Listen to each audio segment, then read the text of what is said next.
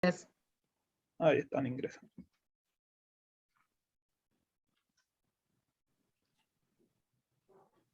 Buenas tardes a todos. Muchas gracias por compartir este espacio, esta masterclass que ya se está haciendo tradicional al comienzo de cada año desde el Departamento de Derecho Judicial. Hoy nos convoca un tema sumamente relevante para lo que es el fortalecimiento institucional y la existencia de un poder judicial. Tenemos distintas voces, distintas miradas, aportes muy valiosos, unos expositores de lujo, con una mirada más local, más nacional, y también una mirada internacional. Y también, como siempre, el espíritu del departamento, el derecho comparado provincial. Así que bueno, una mirada federal y una mirada internacional. Voy a presentar en primer lugar para la presentación de este evento a nuestro director del Departamento de Derecho Judicial, que es el doctor Rodolfo Vigo, muy conocido por todos, pero de todas maneras brevemente voy a hacer un recorrido por su trayectoria. Ha sido juez de la Corte Suprema de Santa Fe durante 20 años, ministro de la Corte. Ha sido fundador y presidente de la Junta Federal de Cortes Supremas y Tribunales Superiores Provinciales y de la Ciudad Autónoma de Buenos Aires. Ha sido premio CONEX en el rubro jueces. Es miembro de la Academia Nacional de Derecho, es miembro también de la Academia Nacional de Derecho y Ciencias Sociales de Córdoba, miembro de la Real Academia de Ciencias Morales y Políticas de España. Fue presidente de la Asociación Argentina de Filosofía del Derecho desde el año 2006 al año 2010. Es autor de más de 25 libros, ha recibido doctorados honoris causa en distintas instituciones académicas, tiene una cátedra con su nombre en el Poder Judicial de Tabasco en México. Y bueno, y no me voy a extender más en la lectura del currículum, así que doctor Vigo tiene la palabra. Bueno, muchas gracias, María. Efectivamente, esta masterclass es otro momento de motivación en sintonía con el Departamento de Derecho Judicial de la Universidad Austral.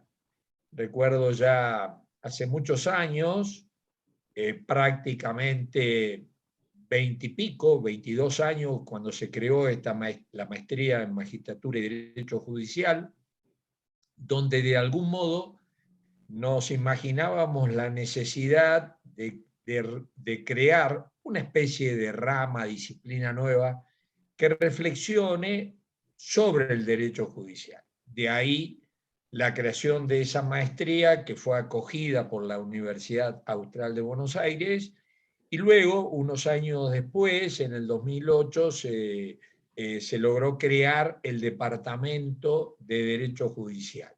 Este departamento, que tiene una conducción plural, donde hay incorporado, además de los que los conducimos, el caso de María Gattinoni y el caso de Gustavo Saseillén, hay dentro de la conducción del departamento egresados de las distintas promociones que ha habido de la maestría, y por eso esto es una iniciativa del departamento en que de algún modo se gesta desde ese departamento plural.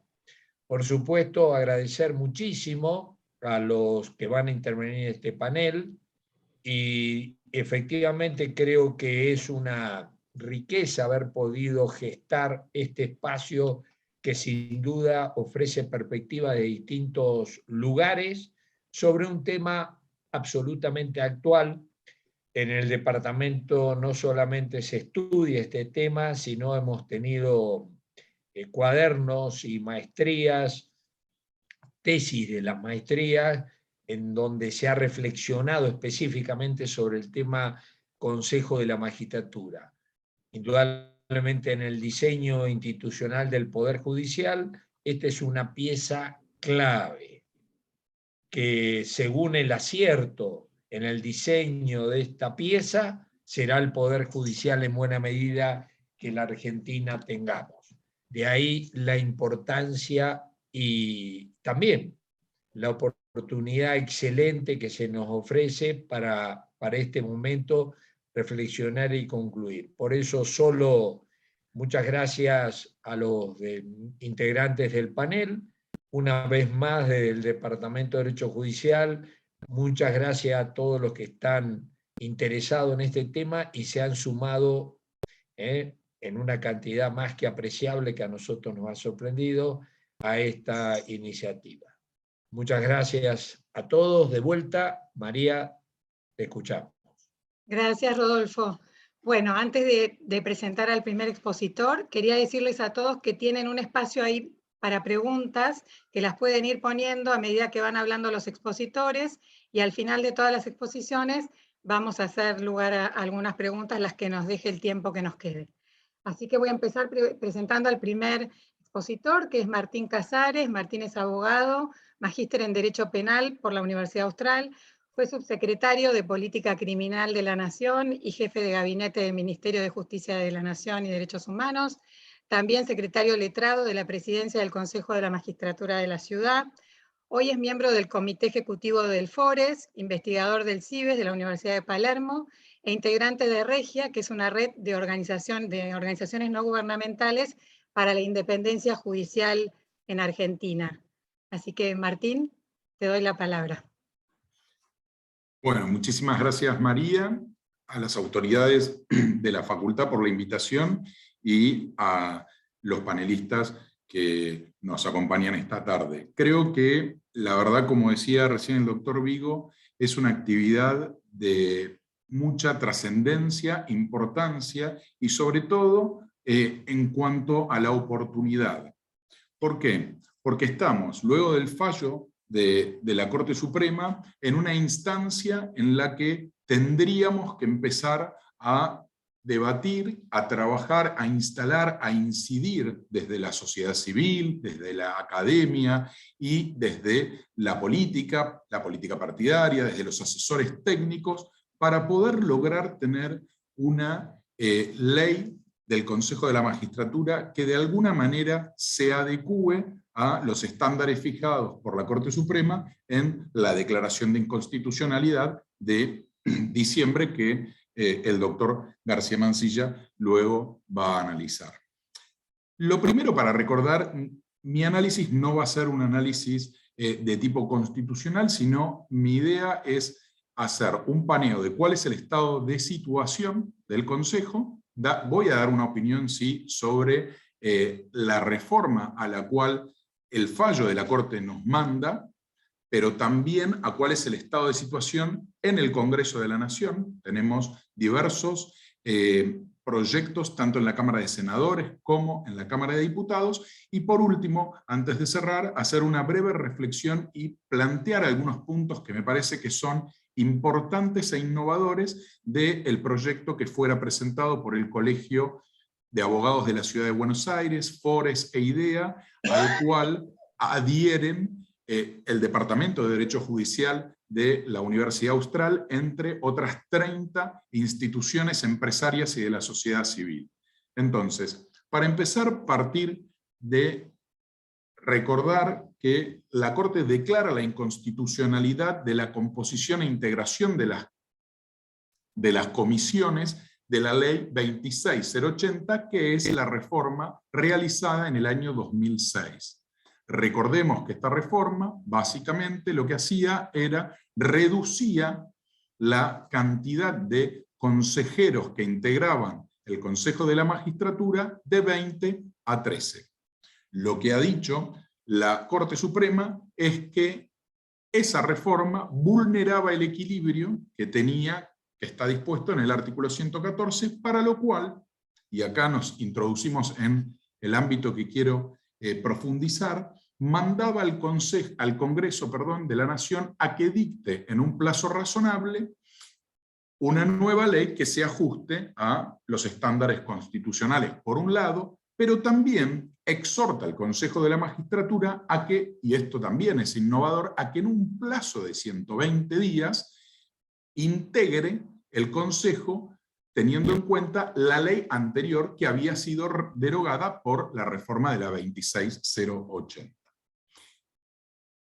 Entonces, me parece que en este escenario que estamos hoy, recordemos que los 120 días, o sea, el día 121 es el 16 de abril, es el día en el cual ya no, digamos, pierde vigencia la actual integración de 13 miembros y cualquier acto administrativo producido por ese consejo sería nulo. Con lo cual, me parece que urge el tratamiento en el Congreso de un proyecto de ley, por lo que yo quiero aportar o abrir al debate y compartir con todos ustedes, que sea superador de este al que nos remite la Corte, ¿no? Que bueno, obviamente la Corte ha dispuesto, está remitiendo a una ley que de alguna manera mantiene el equilibrio, respeta el equilibrio constitucional, pero a mi modo de ver, eso no soluciona otras cuestiones. Digamos, para ponerle un título, si tuviera que ponerle un título a esta breve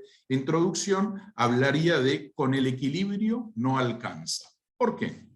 Porque el equilibrio, si bien es un punto de partida obviamente necesario, lo que no resuelve por sí mismo es aquellos problemas que tenía el Consejo de la Magistratura con la integración de 20 miembros. Recordemos que la reforma, digamos, si bien de alguna manera es aprovechada por un sector de aquel oficialismo para achicar el Consejo, había un consenso más o menos generalizado de que el Consejo no estaba cumpliendo con sus objetivos en torno a justamente lo que se había propuesto el Convencional Constituyente, que era, por un lado, fortalecer la independencia del Poder Judicial y mejorar, por otro, mejorar el funcionamiento de los tribunales. ¿Por qué? Recordemos que la Constitución, en la reforma del 94, integra el Consejo de la Magistratura para limitar la discrecionalidad política en la selección de magistrados y en la faz disciplinaria y remoción. Cuando se hace mención a la remoción, hace poco en una columna lo destacaba Sagües, hay que hacer también referencia a un tema que por ahí no está tan trabajado y que no está tan en el centro del debate, que es el jurado de enjuiciamiento. Porque recordemos que no es una facultad del Consejo de la Magistratura, más allá de que la mayor cantidad, como sucede en otras instancias jurisdiccionales, de las denuncias se resuelvan en el ámbito del Consejo de la Magistratura.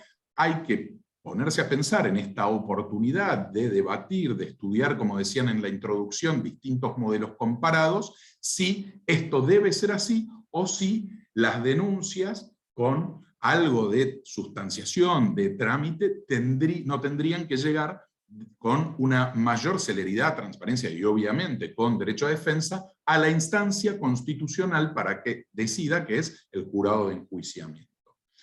Entonces, acá un primer tema. El segundo tema que yo me pregunto y que me parece que es un enfoque que puede orientar el trabajo del legislador es pensar si él o los consejos de la magistratura lo que querían, el objetivo era fortalecer la independencia judicial en el marco constitucional existente, ¿no? Que es el del 114, lo que tenemos que preguntarnos es cómo se relaciona esto con la división de poderes y con la necesidad de tener un consejo de la magistratura con una mayor autonomía. ¿A fin de qué? A fin de efectivamente poder fortalecer la independencia del Poder Judicial como poder distinto del Poder Ejecutivo y Legislativo. ¿Y por qué digo esto?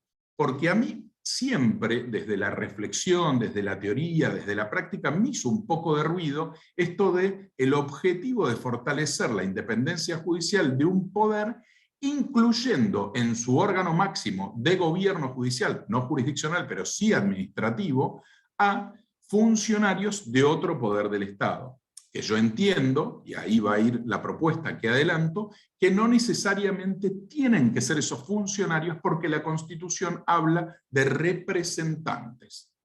Entonces, el primer tema es el tema del equilibrio, de la composición del Consejo de la Magistratura, y no solo de la composición del organismo, sino también de la integración de las comisiones, que es fundamental porque el trabajo de comisión luego llega muy avanzado al plenario y hay muchas cosas que luego no se pueden cambiar o que es más difícil, como por ejemplo la falta de representación del estamento de los abogados en la Comisión de Selección y Escuela Judicial.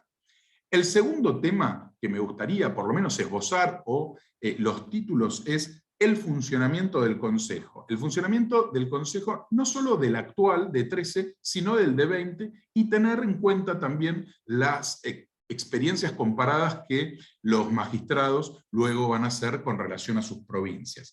Me parece que lo que ha aprobado la actual conformación de 13 y la anterior de 20 es que el sistema de concursos como está actualmente establecido por vacantes es un sistema lento, disfuncional e ineficiente. ¿Por qué hablo de lento? Primero porque, digamos, espera a que se produzca la vacante para recién ahí llamar al concurso. Es disfuncional porque nunca se ha bajado de entre un 25 y hasta un 35% la cantidad de vacantes originadas a lo largo de todas las integraciones del Consejo de la Magistratura. Esto es un dato muy relevante, porque nosotros tendríamos que tener en cuenta que si queremos tener un organismo que de alguna manera sea no solo eficaz, sino eficiente en la realización de los concursos, bueno, habría que quizás repensar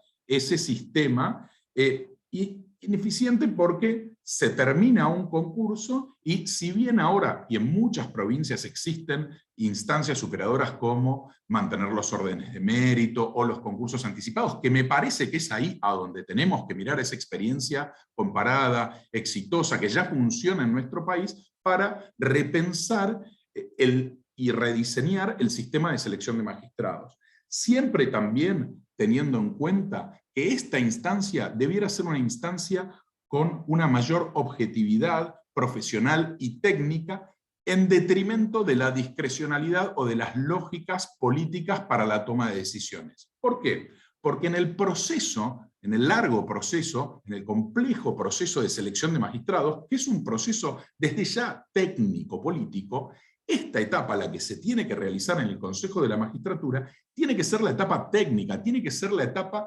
que eleve, y yo estoy convencido de que lo ha hecho el Consejo de la Magistratura, el piso de la calidad de magistrados sobre los cuales luego se va a ejercer la discrecionalidad política establecida en la Constitución del Poder Ejecutivo, que va a elegir una sola persona de la terna y va a elevar su pliego a el ámbito del Senado para su aprobación. Efectivamente, esa es la etapa en la que se tiene que ponderar, que se hace una evaluación más de tipo político, en la que se tiene que ponderar otras cosas, no como la idoneidad, sino la independencia, la imparcialidad. Entonces, ¿por qué planteo esto de cara a esta reforma? Porque anticipo también algo que estamos proponiendo en la propuesta que sometimos a debate y que además le estamos haciendo ajustes de acuerdo a todas las devoluciones y opiniones que fuimos recibiendo, y que es que consideramos que el Senado no tiene que tener representación en el Consejo de la Magistratura, porque si no se estaría dando el supuesto en el cual el Senado, luego de la reforma del 94, en la cual tenemos que reducir, como dijimos, la discrecionalidad política en los procesos de selección de magistrados, tiene mayor representación que antes, porque antes lo único que hacía era aprobaba los pliegos. Ahora también se sienta en la comisión de selección, a donde de vuelta, reitero, no se sienta el estamento de los abogados. Entonces, me parece que también hay que tener en cuenta que esta discrecionalidad se tiene que reducir al mínimo, por ejemplo, o licuando o reduciendo la instancia de la entrevista personal para que no pese o para que no sea decisiva a la hora de conformar los órdenes de mérito y las ternas. Me parece que es fundamental y sustancial eso para, de vuelta, que lo que primen sean parámetros objetivos, profesionales y técnicos. La instancia política es la posterior. Y luego, un tema que me parece que no es menor y que lo incluimos en la propuesta que les voy a comentar y que también estaba en el proyecto oficial de reforma judicial, es ponerle límite de plazo al Poder Ejecutivo Nacional para el envío de esos pliegos. Porque muchas veces pasa que ocurren años hasta que esperan el Poder Ejecutivo de turno que ese candidato que está en un lugar sensible esté en otro lugar expectante, y entonces de alguna manera se genera ese tema de tiempo o simplemente se pisa. Lo que nosotros fuimos un poco más allá de esta propuesta que hizo el actual oficialismo, y también le pusimos un plazo al Senado, porque nos parece que realmente las instituciones tienen que contar con el incentivo negativo o positivo de cumplir con plazos, porque en el medio, hasta tanto no implementemos concursos anticipados, tenemos cargos vacantes. En cuanto a disciplina y acusación, lo que nosotros vemos es que nos encontramos frente a investigaciones largas. Yo estuve viendo la mayoría de los proyectos de ley, y realmente hay un desacuerdo fundamental. Yo voy a dar mi opinión, pero obviamente las de todos tendrán su justificación. Nosotros nos encontramos en la actualidad un plazo de 3 años a nivel nacional. En los distintos proyectos nos encontramos con que tenemos desde 3 meses, 6 meses, hasta proyectos que no establecen la cantidad de tiempo durante el cual los magistrados pueden estar sometidos a investigaciones no solo disciplinarias, sino para remoción, lo cual me parece sensible y grave de cara a garantizarle a esos magistrados libertad para el ejercicio de sus funciones. En este tema, simplemente dos cuestiones. Una, recordar que a nivel Ciudad Autónoma de Buenos Aires, el plazo establecido para el Consejo para acusar es de 60 días nada más, y del jurado de enjuiciamiento de 90 días para resolver. Y el otro tema que quería simplemente enumerar o enunciar es el tema de la relación que tiene que haber, que no la tengo del todo claro, pero me parece que es la oportunidad para trabajarla, para intercambiar ideas entre el Consejo y el jurado de enjuiciamiento. Y esto se va a ver en las opciones de exigencia para la elevación de el expediente de la denuncia, de la acusación al jurado de enjuiciamiento. Ahí es una decisión de tipo político-institucional de si elevo más para que en un marco del jurado de enjuiciamiento se resuelva, que además se supone que debiera haber en el jurado de enjuiciamiento una mayor publicidad, transparencia y derecho a defensa, con lo cual eso parecería en principio más adecuado, además de que es una facultad constitucional del jurado de enjuiciamiento, también de la reforma del 94, pero es un poco, de alguna manera, una figura olvidada. Por último, algo que también, cuando me refería a que con el equilibrio solo no alcanza, también tenemos otra manda constitucional y que está dentro de los objetivos tenidos en cuenta por el Convencional Constituyente para la creación del Consejo de la Magistratura y su incorporación como sujeto de gobierno judicial, que es lograr más eficacia en el funcionamiento de los tribunales. ¿De qué se trata esto? Ni más ni menos de implementar política judicial y programas específicos de modernización y reforma judicial. Creo que en este sentido, en este punto, a diferencia de muchos consejos de las provincias, el Consejo Federal tiene más pendientes y desafíos que logros concretos conseguidos. Para ir cerrando, vamos a hacer un pequeño análisis de con qué nos encontramos en el Congreso hoy. En el Congreso, en la actualidad, lo que nos encontramos es en el Senado con el proyecto enviado el año pasado por el Poder Ejecutivo Nacional, que es un proyecto que, si bien que se mandó, recordemos, antes de que salga el fallo de la Corte, y que, si bien se incluyó en sesiones extraordinarias, no tuvo tratamiento. Por otra parte, actualmente, hoy solo tenemos constituida la Comisión de Asuntos Constitucionales. En esta semana o en los próximos días se tendría que constituir la Comisión de Justicia y Asuntos Penales, que es la otra comisión que tiene que tener intervención por los giros necesarios del proyecto de ley. También allí tenemos proyectos de ley del senador Cornejo Yuri, y de la senadora y consejera Silvia Giacobo. A su vez, en la Cámara de Diputados nos encontramos con mayor diversidad de proyectos. El primero fue el del diputado Tonelli, luego el del diputado Negri. Hay un proyecto que es muy diferente a todos, que es el del diputado Carvajal, que no vamos a tener tiempo, pero después en el intercambio podemos intercambiar algunas opiniones, porque es bien interesante, sobre todo en el rol y la potencia que le da la escuela judicial. Y también hay un proyecto de Stolbizer, y en días pasados la diputada y consejera Camaño dijo que iba a estar ingresando un proyecto. Recordemos además, o sea, primero, hay muchos proyectos de los distintos bloques, lo cual ya es complejo. Recordemos además que la Constitución manda que en este tema de esta reforma de una ley institucional requiere de una mayoría distinta, una mayoría agravada, que la mayoría absoluta no de la totalidad de los presentes, sino de la totalidad de los miembros integrantes de cada una de las cámaras, con lo cual es más difícil todavía lograr en un plazo razonable, como dijo la Corte, una ley nueva.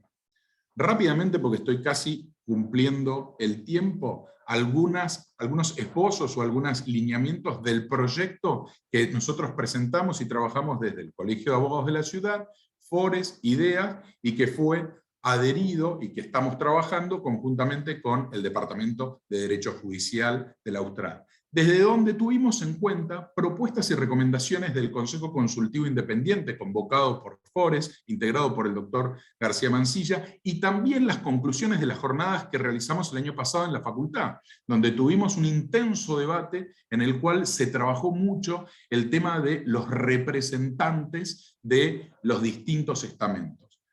Rápidamente, el principal objeto que nosotros nos propusimos es despolitizar lo que más pudiéramos, con el marco constitucional vigente, la integración del Consejo de la Magistratura mediante una ley reglamentaria que reduce la cantidad de consejeros de los sectores políticos partidarios, manteniendo un equilibrio. Nosotros fuimos un poco más allá y dijimos, equilibrio, bueno, equilibrio e igualdad. Entonces, los estamentos son 3 estamentos más los representantes del ámbito académico y científico, y nosotros los pusimos en 4 personas, porque si no lo que pasa en la mayoría de los proyectos, al menos en los dos de los del Senado y 2 de los diputados, el estamento político sigue siendo de 9 consejeros versus 4 abogados y 4 magistrados. Entonces dijimos, bueno, ¿por qué no avanzamos un poco más? Si estamos realmente convencidos que el Consejo de la Magistratura es, no sé si la cabeza, pero es la autoridad máxima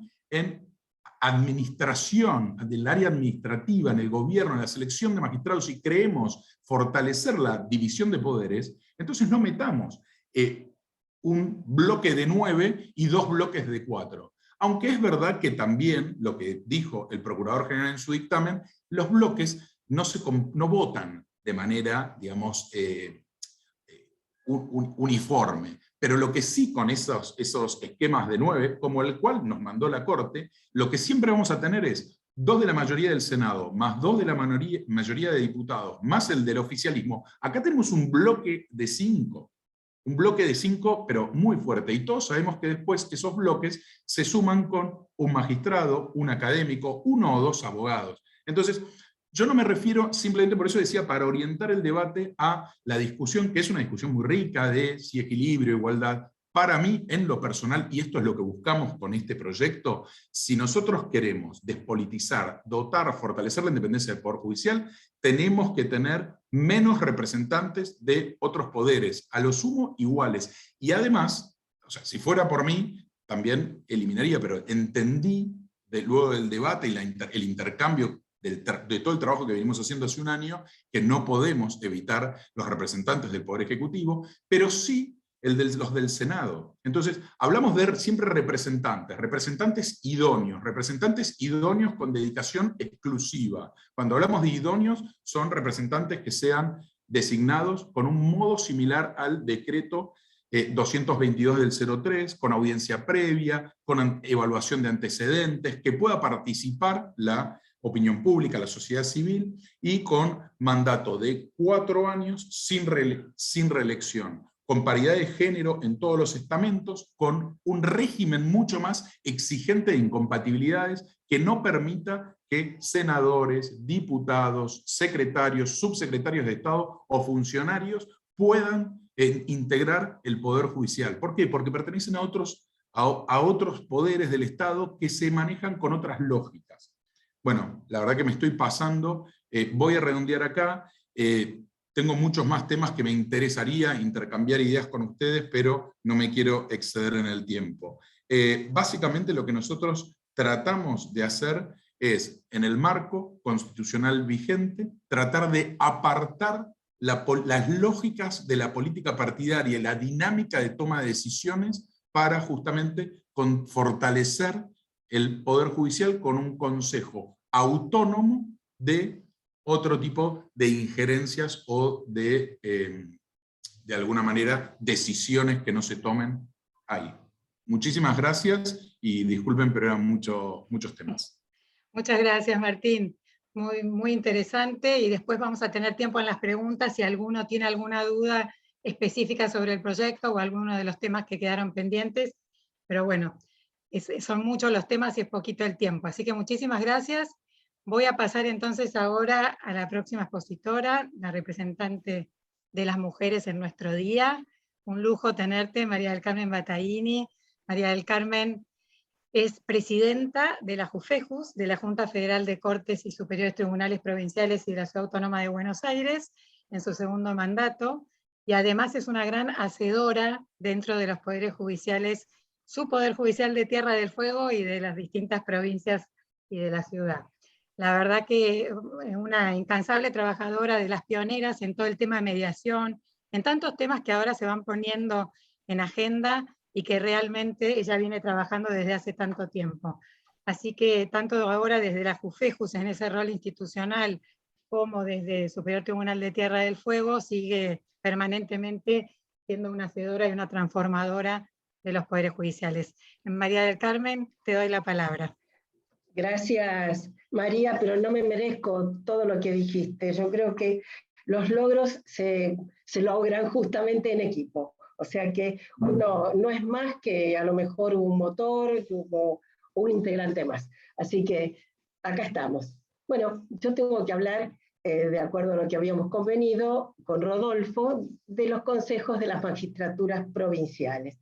Pero me voy a permitir un apartadito. Martín, me encantó tu exposición, sumamente completa, sumamente compleja para poder definir. Me gusta mucho el proyecto y creo que hay muchos temas que también que hay que hablar y que hay que lograr ese balance, ese equilibrio que a vos no te gusta la palabra equilibrio, que te gusta la palabra igualdad. A veces hay que comenzar con el equilibrio para llegar a la igualdad. Así que, bueno, me pareció brillante, como siempre, pero bueno, perdón que haga esta introducción, pero no quería dejarlo pasar. ¿Qué les puedo contar de los consejos de las magistraturas provinciales? A ver, si comenzamos por la historia, en 1957, Chaco en su constitución tuvo el primer consejo de la magistratura, con una integración de 7 miembros, no mayoritariamente políticos, porque eran 4 no políticos y 3 que tenían alguna relación con la política. A partir de 1957 se fueron incorporando consejos de la magistratura, mayoritariamente a las cartas provinciales, a las cartas magnas, hasta el 94, hasta el 91, que fue Tierra del Fuego la última de ese periodo previo al 94, muchas provincias ya habían incorporado el sistema de consejo de la magistratura en diferentes modalidades para la selección de los jueces. Y aquí también me permito hacer una reflexión. Yo creo que por más que tengamos el consejo de la magistratura ideal, con un equilibrio, una igualdad suprema, el problema está en nosotros, en las personas que lo van a integrar. ¿Cómo formamos a esas personas que van a integrar el Consejo de la Magistratura? ¿Tenemos que formarlas previamente? Bueno, ese es un interrogante, pero bueno, no creo que esté de más reflexionar sobre el tema. Después del 94, de la Constitución del 94, la mayoría de las provincias incorporaron con distintos sistemas y distintas formas consejos de la magistratura. Pero fíjense que estamos hablando de 1957 y la última provincia en incorporar, la que creo que fue Misiones, fue en el 2001. O sea que ya tenemos una historia, una trayectoria en ver los resultados de esos consejos de la magistratura. Yo les voy a hablar en general porque si me detengo en cada uno de los consejos de la magistratura, otra que la disertación de Martín, tenemos para mucho más. Pero bueno, digamos que si tenemos que decir en qué lugar dentro de la legislatura provincial tiene su origen los consejos de la magistratura, como les decía hace un rato, mayoritariamente es en las cartas provinciales, en las constituciones provinciales. ¿Y en qué lugar? Ustedes dirán, ¿pero qué tiene que ver esto? Tiene mucho que ver, porque algunas constituciones lo incorporan dentro del apartado del Poder Judicial, otras fuera del apartado del Poder Judicial, o sea que no tienen, prácticamente es un órgano extrapoder, como por ejemplo en Ciudad Autónoma de Buenos Aires. En Neuquén, en Ciudad Autónoma de Buenos Aires está dentro del Poder Judicial, y en Neuquén es extrapoder, o sea, no tiene conexión ninguna.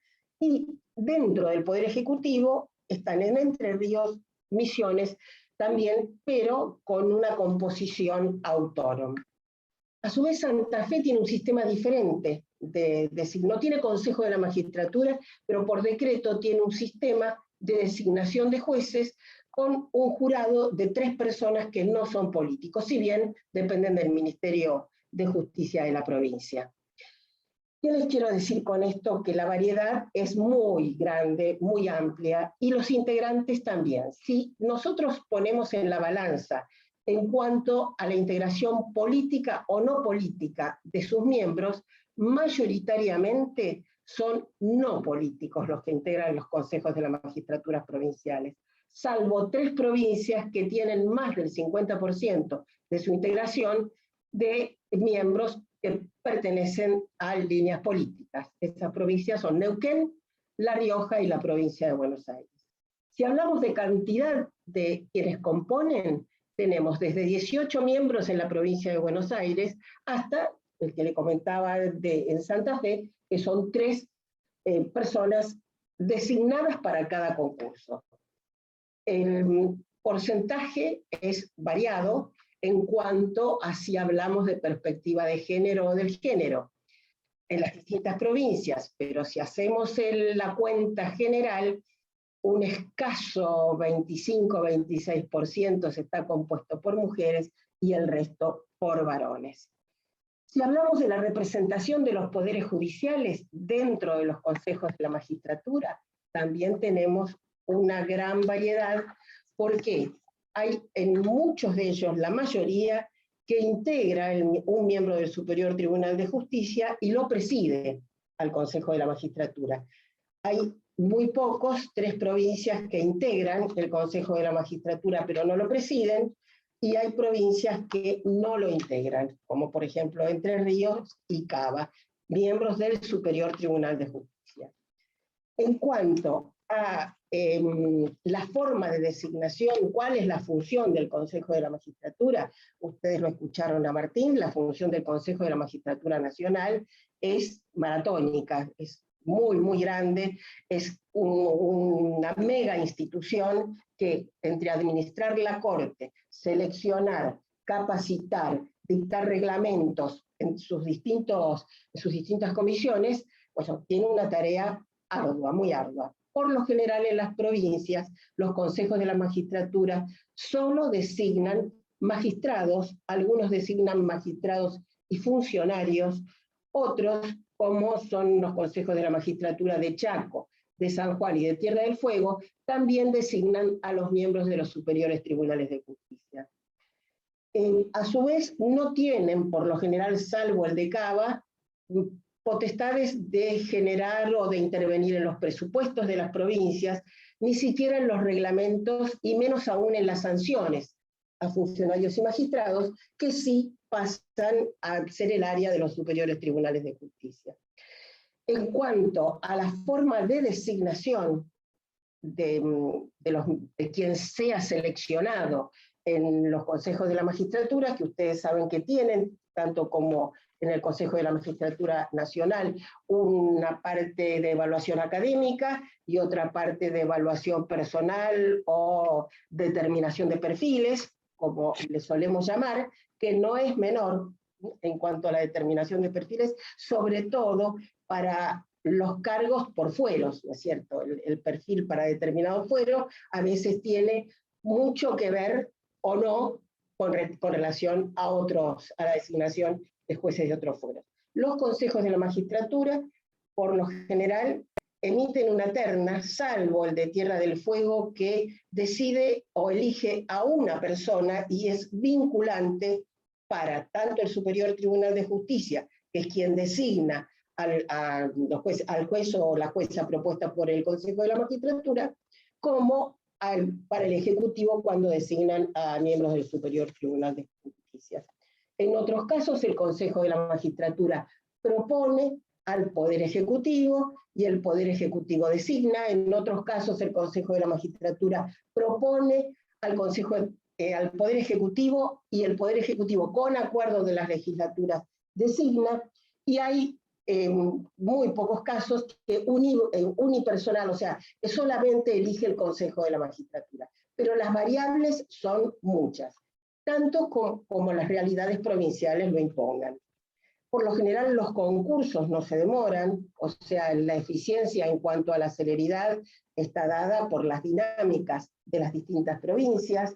En cuanto a si los miembros, que no es un tema menor, tampoco, ¿no es cierto?, son remunerados o no, hay algunas provincias que sí tienen miembros remunerados de Consejo de la Magistratura, como son Santa Cruz, creo que Chubut también, y Cava. Pero otras provincias son ad honorem. Muy bien, y coincido, Martín, con el tema representantes de los estamentos, porque no todo el mundo lo entiende como representante, sino que parecería que tiene que ser o el legislador o el ministro de tal cartera, y de pronto lo que es valioso es esa representación. ¿Por qué digo esto? Porque si no, se está desvistiendo un santo para vestir a otro.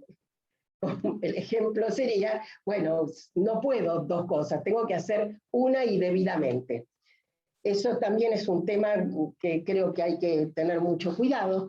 En cuanto a la representación de los ciudadanos, hay dos provincias que sí tienen representación de los ciudadanos, que es Santa Cruz y Chubut, en diferentes formas, en diferentes modalidades. Organización no gubernamental tiene la representación entre ellos.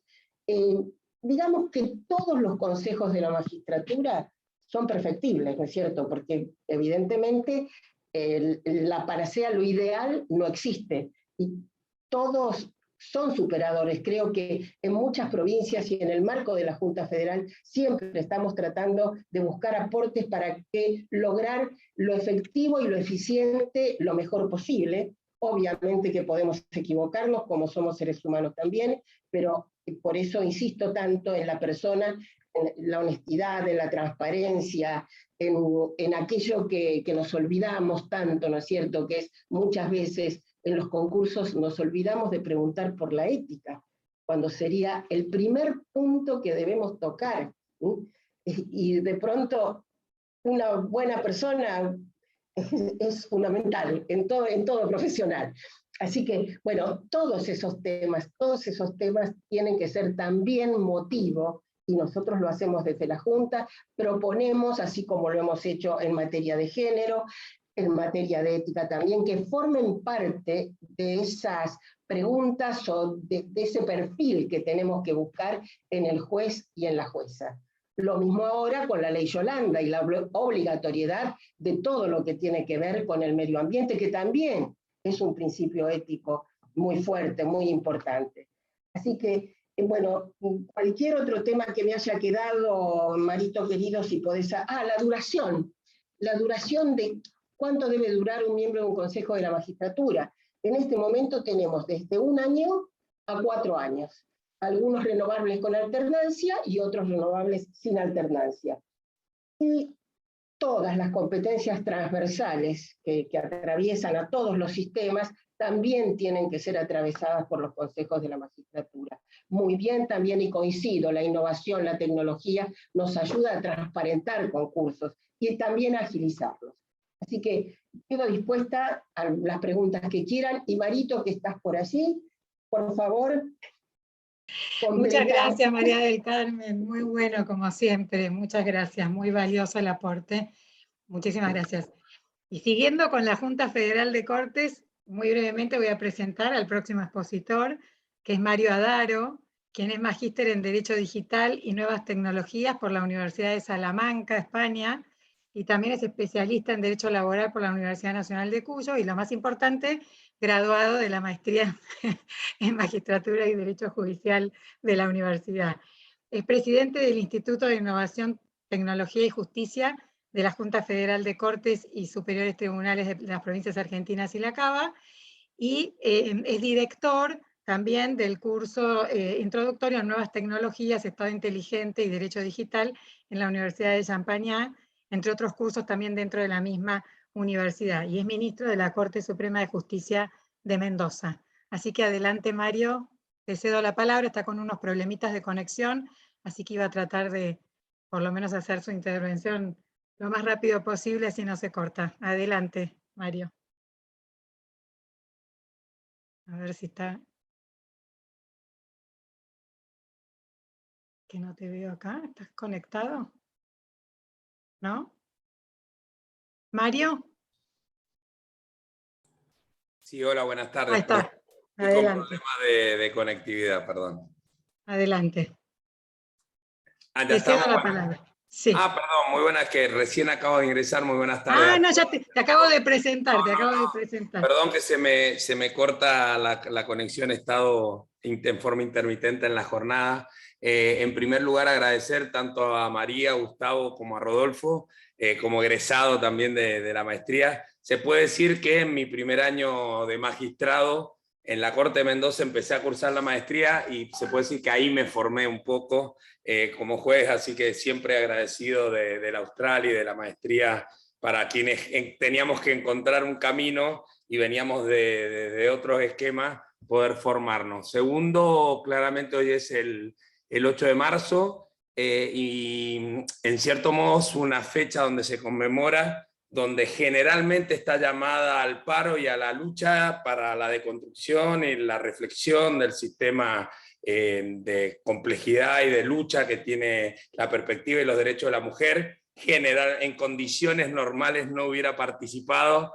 pero bueno, claramente el hecho, si se quiere, permitía la posibilidad de estar acá, y en cierto modo la pertenencia también al Austral y a la importancia del debate, pero no quería dejar de mencionar un día como hoy.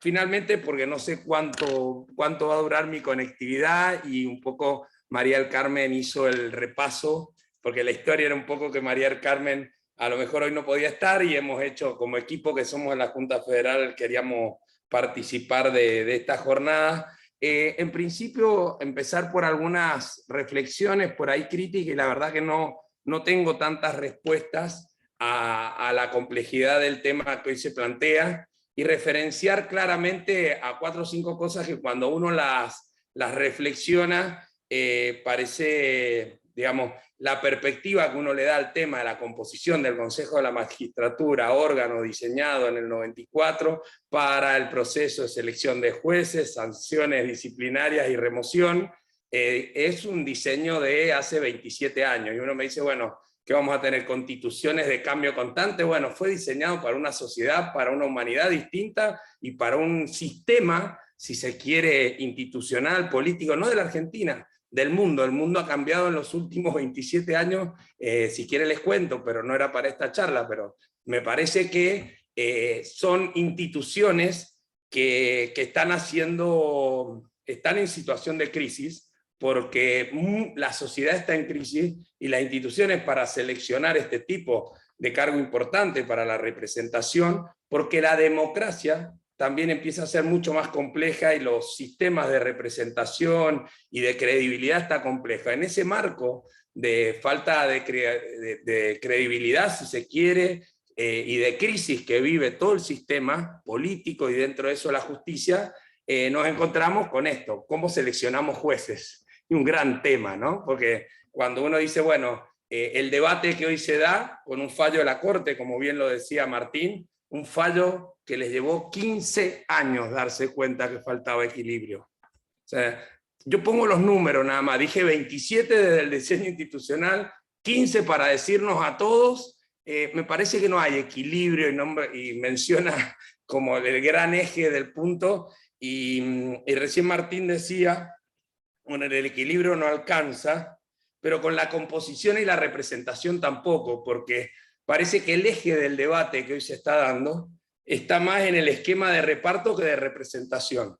Y reparto claramente dicho como reparto y no como representación. Porque si usted me dicen de representación, yo tendría que discutir, y esto ya a mí no me corresponde, porque claramente está diseñado y escrito en el 94, cuáles son los estamentos. Parece que se olvidaron de la sociedad, parece que se olvidaron de las organizaciones, y por ahí a alguien se le ocurrió que el académico podía no venir del derecho, y podían venir de otros lados. Y me parece que aportes hoy de organizaciones inteligentes, exitosas, que hoy tienen un contexto y un eje mucho más de horizontalidad, de complejidad y de transdisciplinaridad, hoy seguimos discutiendo cómo entre nosotros los hombres, y ahora con perspectiva mujeres del derecho, podemos representar y tener una visión de cómo seleccionar juezas y jueces. Entonces, creo que el primer punto es, ¿estamos haciendo un debate de reparto o estamos haciendo un debate de representación? A mí me suena reparto, claramente, perdón, pero me suena eso. En ese marco, me parece que hay mucho, probablemente me diga, bueno, nosotros no tenemos margen de debatir el diseño institucional y constitucional que hicieron nuestros constituyentes, porque así está escrito, sí. Cuando uno se pone en modo innovador, que es el camino en el que estamos transitando con Junta Federal, uno puede tener un pensamiento lateral y encontrar con creatividad cómo hacer para que ese reparto pase a ser representación. Lamento al que le toque si se siente herido, pero tenía que hacer mi pequeña inicio de crítica, fundamentalmente porque hoy el debate de la justicia seguimos haciéndolo solo en un ecosistema endógeno jurídico. Y nos llenamos la boca de acceso, de la posibilidad del ODS 16 y sociedades pacíficas, inclusive hasta más allá de las corrientes que hemos ido aprendiendo, de lenguaje sencillo, de acceso a justicia, de ampliación, de distinguir el acceso a la justicia del acceso a el acceso a la justicia como una cuestión mucho más amplia, nos pone en cierto modo en crisis.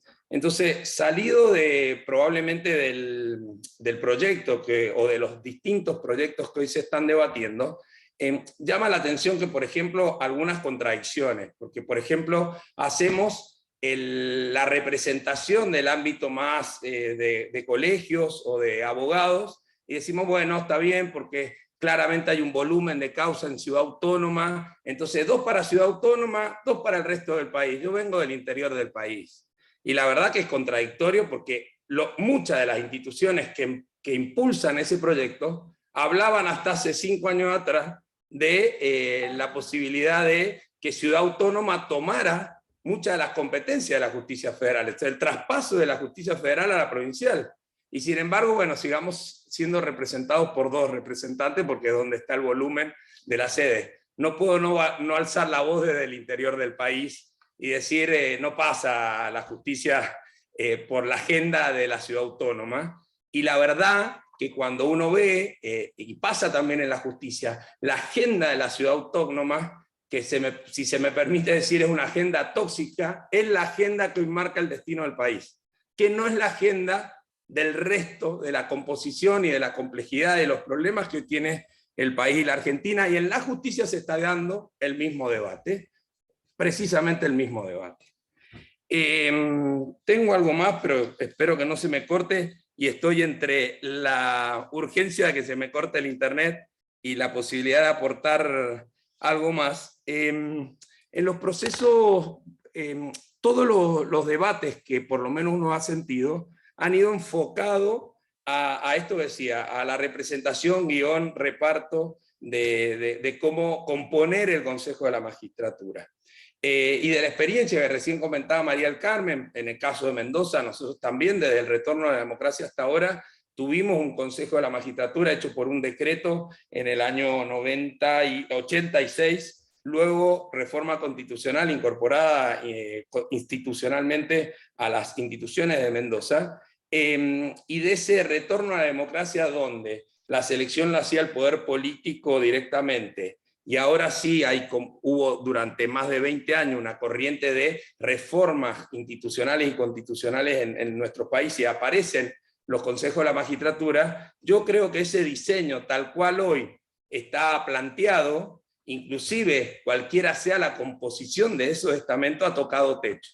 Y ha tocado techo porque no se está debatiendo qué tipo de perfil de jueces uno quiere tener para la nueva justicia y para los requerimientos y la complejidad, como les decía inicialmente, de una humanidad que ha cambiado y donde el conocimiento y los procesos que seguimos teniendo para la selección, más allá de la entrevista, más allá de, como en Chubut y en Santa Cruz hay algún miembro ciudadano para hacer esa entrevista final, sigue siendo currículum, examen oral y escrito. Currículum, examen oral y escrito. Probablemente alguien me diga, bueno, pero es que ¿sabes qué? Lo que hasta ahora todo el sistema académico educativo transita por ese camino. Y la verdad que no estamos seleccionando titulares de cátedra, estamos seleccionando magistrados en una organización que va a impartir justicia, y al final quiero detenerme en el tema del rol de impartir justicia. Estamos seleccionando hombres y mujeres para toda la vida, para una organización que va a tener la responsabilidad de resolver sobre grandes temas de complejo de conflictos sociales. Entonces me parece que tampoco he visto, o por lo menos desde la experiencia de Mendoza, grandes debates sobre el perfil del juez, construido el perfil del juez de la justicia, primero la justicia que uno quiere, sobre eso el perfil de hombres y mujeres que van a integrar ese tipo de justicia, y luego sobre eso sí construir el proceso de selección, que será un examen oral sobre una sentencia, un escrito, perfil, antecedente académico o lo que fuera. Y nos estamos olvidando que en esa complejidad de perfiles hay nuevas habilidades que cuando el proceso de selección solo depende de eso y de alguna entrevista psicológica, luego tenemos seleccionado para toda la vida integrantes de la magistratura que tienen grandes debilidades en cuanto a sus habilidades, en cuanto a las necesidades de la nueva complejidad. Entonces, creo, o para ponerlo en la agenda, hay que hacer una reflexión sobre los procesos de selección, y si solamente se nos ocurre hacerlo como los hacemos y pedimos Tecnópolis y el gran debate de la presión es caer con valijas en este caso son valijas de libros, en otro caso será de otra cosa, acá porque todavía no son jueces o juezas, para hacer ese día el mejor examen posible y tener la mejor calificación posible. Si me preguntan a mí, ¿hay otro método? No lo sé, sé que por ese camino no me alcanza, y como dice Martín, con el equilibrio no alcanza, con el examen oral, escrito y currículum, para mí no alcanzan, porque hay otras habilidades, soft skill, power skill, como le quieran llamar, que hoy requieren las nuevas organizaciones, que es empatía, colaboración, liderazgo, etcétera, lo que le quieran poner, que requieren las nuevas organizaciones, sobre todo organizaciones como la justicia, y sobre todo miembros e integrantes de una justicia para toda la vida, más allá de la posibilidad de removerlos. Entonces me parece que en el proceso de selección, y hablo con el conocimiento, y dejo el ejemplo y voy cerrando, que pasa en Mendoza. Nosotros todavía tenemos el perfil de jueces penales, de fiscales penales del 93, cuando el sistema en Mendoza era inquisitivo, no acusatorio. Es decir, sigo teniendo un perfil de juez de una justicia que cambió. Imagínense si en el camino se nos ocurrió juicio por jurado, es decir, el rol del juez técnico es distinto. Oralidad, es decir, el juez que estaba antes en su despacho y hablaba por su sentencia, ahora tiene que tener otra habilidad. Y así siguen las firmas, digamos. Imagínense en dónde se seleccionan con esas habilidades o con esas capacidades. Y me parece que ahí hay mucho para que la composición de los integrantes, sean de los estamentos que sean, puedan tener una agenda como esta. Me la imagino por ahí, más allá de reconocer que en el Consejo de la Magistratura en el último tiempo ha habido grandes cambios en la escuela judicial en cuanto a la transparencia, la nueva composición, los nuevos contenidos, la posibilidad de acceso al programa de formación de magistrados. Hay un viento nuevo, pero me parece que la agenda probablemente camine en otro sentido. Probablemente el tema tenía que ver con la representación, y en esto simplemente mi análisis de que tendríamos que repensar, aunque el diseño constitucional de hace más de 27 años no lo permite, si no se da por lo menos en el Consejo, en otros espacios digamos, de consultoría o de participación o de transparencia, que me parece que el Consejo puede alentar. Y tomando un poco lo que decía Rodolfo, que en el acierto de ese diseño va a estar la institución judicial que vamos a tener, y un poco el planteo también de Martín, ¿no? Que en ese diseño, en esa justicia, va a tener que ver el futuro también de la independencia, que básicamente los valores que buscamos, independencia, transparencia y finalmente eficiencia. Y en esto último, también tomo la crítica de Martín de la deuda que tiene el Consejo de la Magistratura, incluyo a la Corte Nacional, porque en este choque de trenes, donde nadie sabe a quién le toca la administración, la transformación o el cambio de la eficiencia de la justicia, el que pierde en el medio es el ciudadano, porque claramente el tiempo de la justicia no está resuelto y no hay un plan claramente de transformación, y no quiero caer en lo que me gusta, que es la transformación digital, innovación, etcétera, sino de transformación real para mejorarle la vida a la ciudadanía. Finalmente, quería cerrar con esta idea. Perdonen si fui acortando, pero bueno, no sabía cuánto tiempo tenía ni cuánto me iba a dejar la conectividad, pero me parece que también en esta idea de perfil de jueces y de rol del derecho, y tomando un poco este objetivo de lo de S16, de sociedades pacíficas, y el rol de la justicia frente al camino a las sociedades pacíficas, entiendo que hay que dejar de ser menos pretenciosos, de ser justos y ser más pacificadores. Y ese rol de ser pacificadores en contraposición probablemente con la justicia, marca que necesitamos una justicia formada en un sistema mucho más complejo, más holístico, más transversal, más transdisciplinario. Así que este era mi mínimo aporte en este debate. Muchísimas gracias, Mario. Muchas gracias por la mirada crítica y por las reflexiones, sobre todo en torno al perfil que tanto trabajamos desde el departamento desde hace tantos años y que es tan importante. Muchas gracias.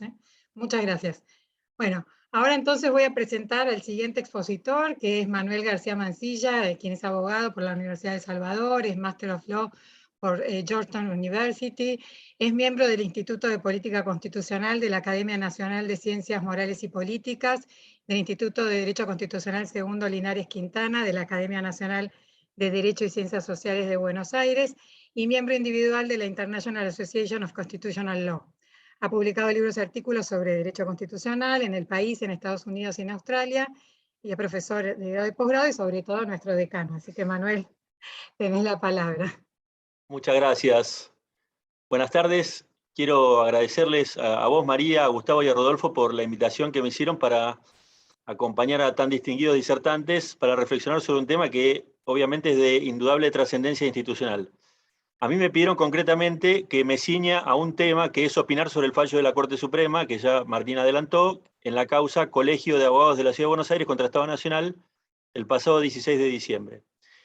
La estructura de mi presentación va a ser muy simple. Voy a hacer primero una serie de consideraciones críticas sobre lo que considero son los aspectos principales del caso y del voto de la mayoría, y después voy a hacer una referencia a los cuestionamientos de la disidencia parcial del juez Lorenzetti.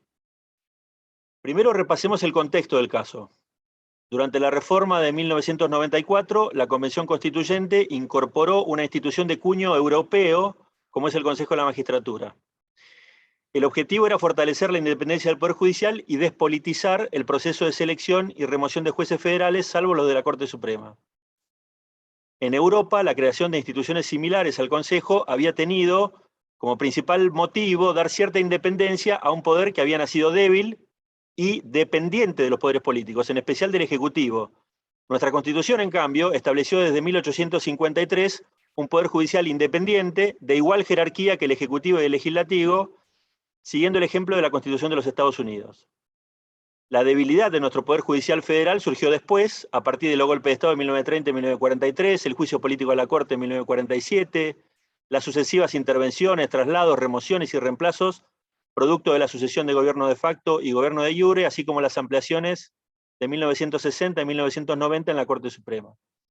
En ese marco, la Convención Constituyente pretendió en 1994 fortalecer la independencia del Poder Judicial, entre otras cosas, a través de la incorporación del Consejo de la Magistratura, en el artículo 114 de la Constitución, que dispone lo siguiente: el Consejo será integrado periódicamente, de modo que se procure el equilibrio entre la representación de los órganos políticos resultantes de la elección popular, de los jueces de todas las instancias y de los abogados de la matrícula federal. Será integrado asimismo, dice la Constitución, por otras personas del ámbito académico y científico en el número y la forma que indique la ley. El propio constituyente entonces delegó al Congreso la regulación del Consejo. Aunque la convención fue escueta, lo cierto es que estableció una serie de condiciones que son ineludibles y obligatorias para el Congreso a la hora de sancionar la ley que regulará, y que regulara en este caso, entre otras cosas, la integración del Consejo. Esa primera ley, sancionada en 1998, dispuso una integración de 20 miembros. Los enumero: el presidente de la Corte Suprema como presidente del Consejo, 4 miembros del Poder Judicial Federal, 8 legisladores, 4 diputados y 4 senadores, un representante del Poder Ejecutivo, 4 representantes de los abogados de la matrícula federal y 2 del ámbito académico y científico. Apenas 8 años después, el Congreso en 2006 sancionó la ley 26080, que redujo la composición, como dijo Martín, del Consejo a 13 miembros, alegando la necesidad de dotarlo de mayor eficiencia. El Consejo pasó a integrarse con 3 magistrados del Poder Judicial, 6 legisladores, un representante del Poder Ejecutivo, 2 de los abogados de la matrícula federal y 1 del ámbito académico y científico. La ley 26080 no derogó la ley anterior completamente, sino que sustituyó y modificó el texto de algunos de sus artículos. De forma inmediata, y con la colaboración de Ricardo Ramírez Calvo, que ahí ya vi que hizo una pregunta en el chat, el Colegio de Abogados de la Ciudad de Buenos Aires presentó una acción declarativa de inconstitucionalidad en representación de sus asociados, cuestionando varios artículos de la ley 26080. El principal argumento esgrimido fue que la nueva composición alteraba groseramente el equilibrio que el artículo 114 de la Constitución exige para los distintos grupos, sectores, subestamentos que integran el Consejo de la Magistratura. El colegio argumentó que el equilibrio exigido por la Constitución debía entenderse en su sentido ordinario, es decir, como referido a fuerzas contrapuestas cuyo impulso se anula mutuamente, de manera que ninguna de ellas puede prevalecer sobre la otra. A su vez, planteó que si el equilibrio fuera entendido en sentido técnico, esa noción no era novedosa en nuestro sistema constitucional. Por el contrario, es la piedra angular sobre la que se basa el principio de la separación de los poderes. El nuestro es un sistema de separación y equilibrio de los poderes. El sentido constitucional de la noción de equilibrio requiere que los poderes en pugna se contrarresten mutuamente para lograr así que ninguno pueda imponerse por sí solo a los otros. En ese marco, cuando el artículo 114 exige que se procure el equilibrio entre los representantes de los distintos sectores que integran el Consejo, lo que se pretende es que se establezca una relación entre ellos en la cual ninguno pueda adoptar o bloquear decisiones por sí solo. Ese equilibrio exige que cada sector deba contar con el respaldo de al menos uno de los otros sectores, ¿no? Y que ninguno pueda tener hegemonía en el funcionamiento del Consejo. Ahora, equilibrio no implica igualdad en el número de los representantes de cada sector, como se pretendía en el caso Moner-Sanz en 2014. Lo que la Constitución exige es una suerte de igualdad, sí, pero de fuerzas, sin perjuicio del número de representantes que tenga cada estamento en el Consejo. Sin embargo, la ley 26080 otorgó a los representantes de los órganos políticos resultantes de la elección popular la mayoría absoluta de sus integrantes, 7 sobre 13. Además, les garantizó quórum propio y salvo en los pocos casos en los que se exige mayorías agravadas, también el número necesario para imponer por sí solo las decisiones.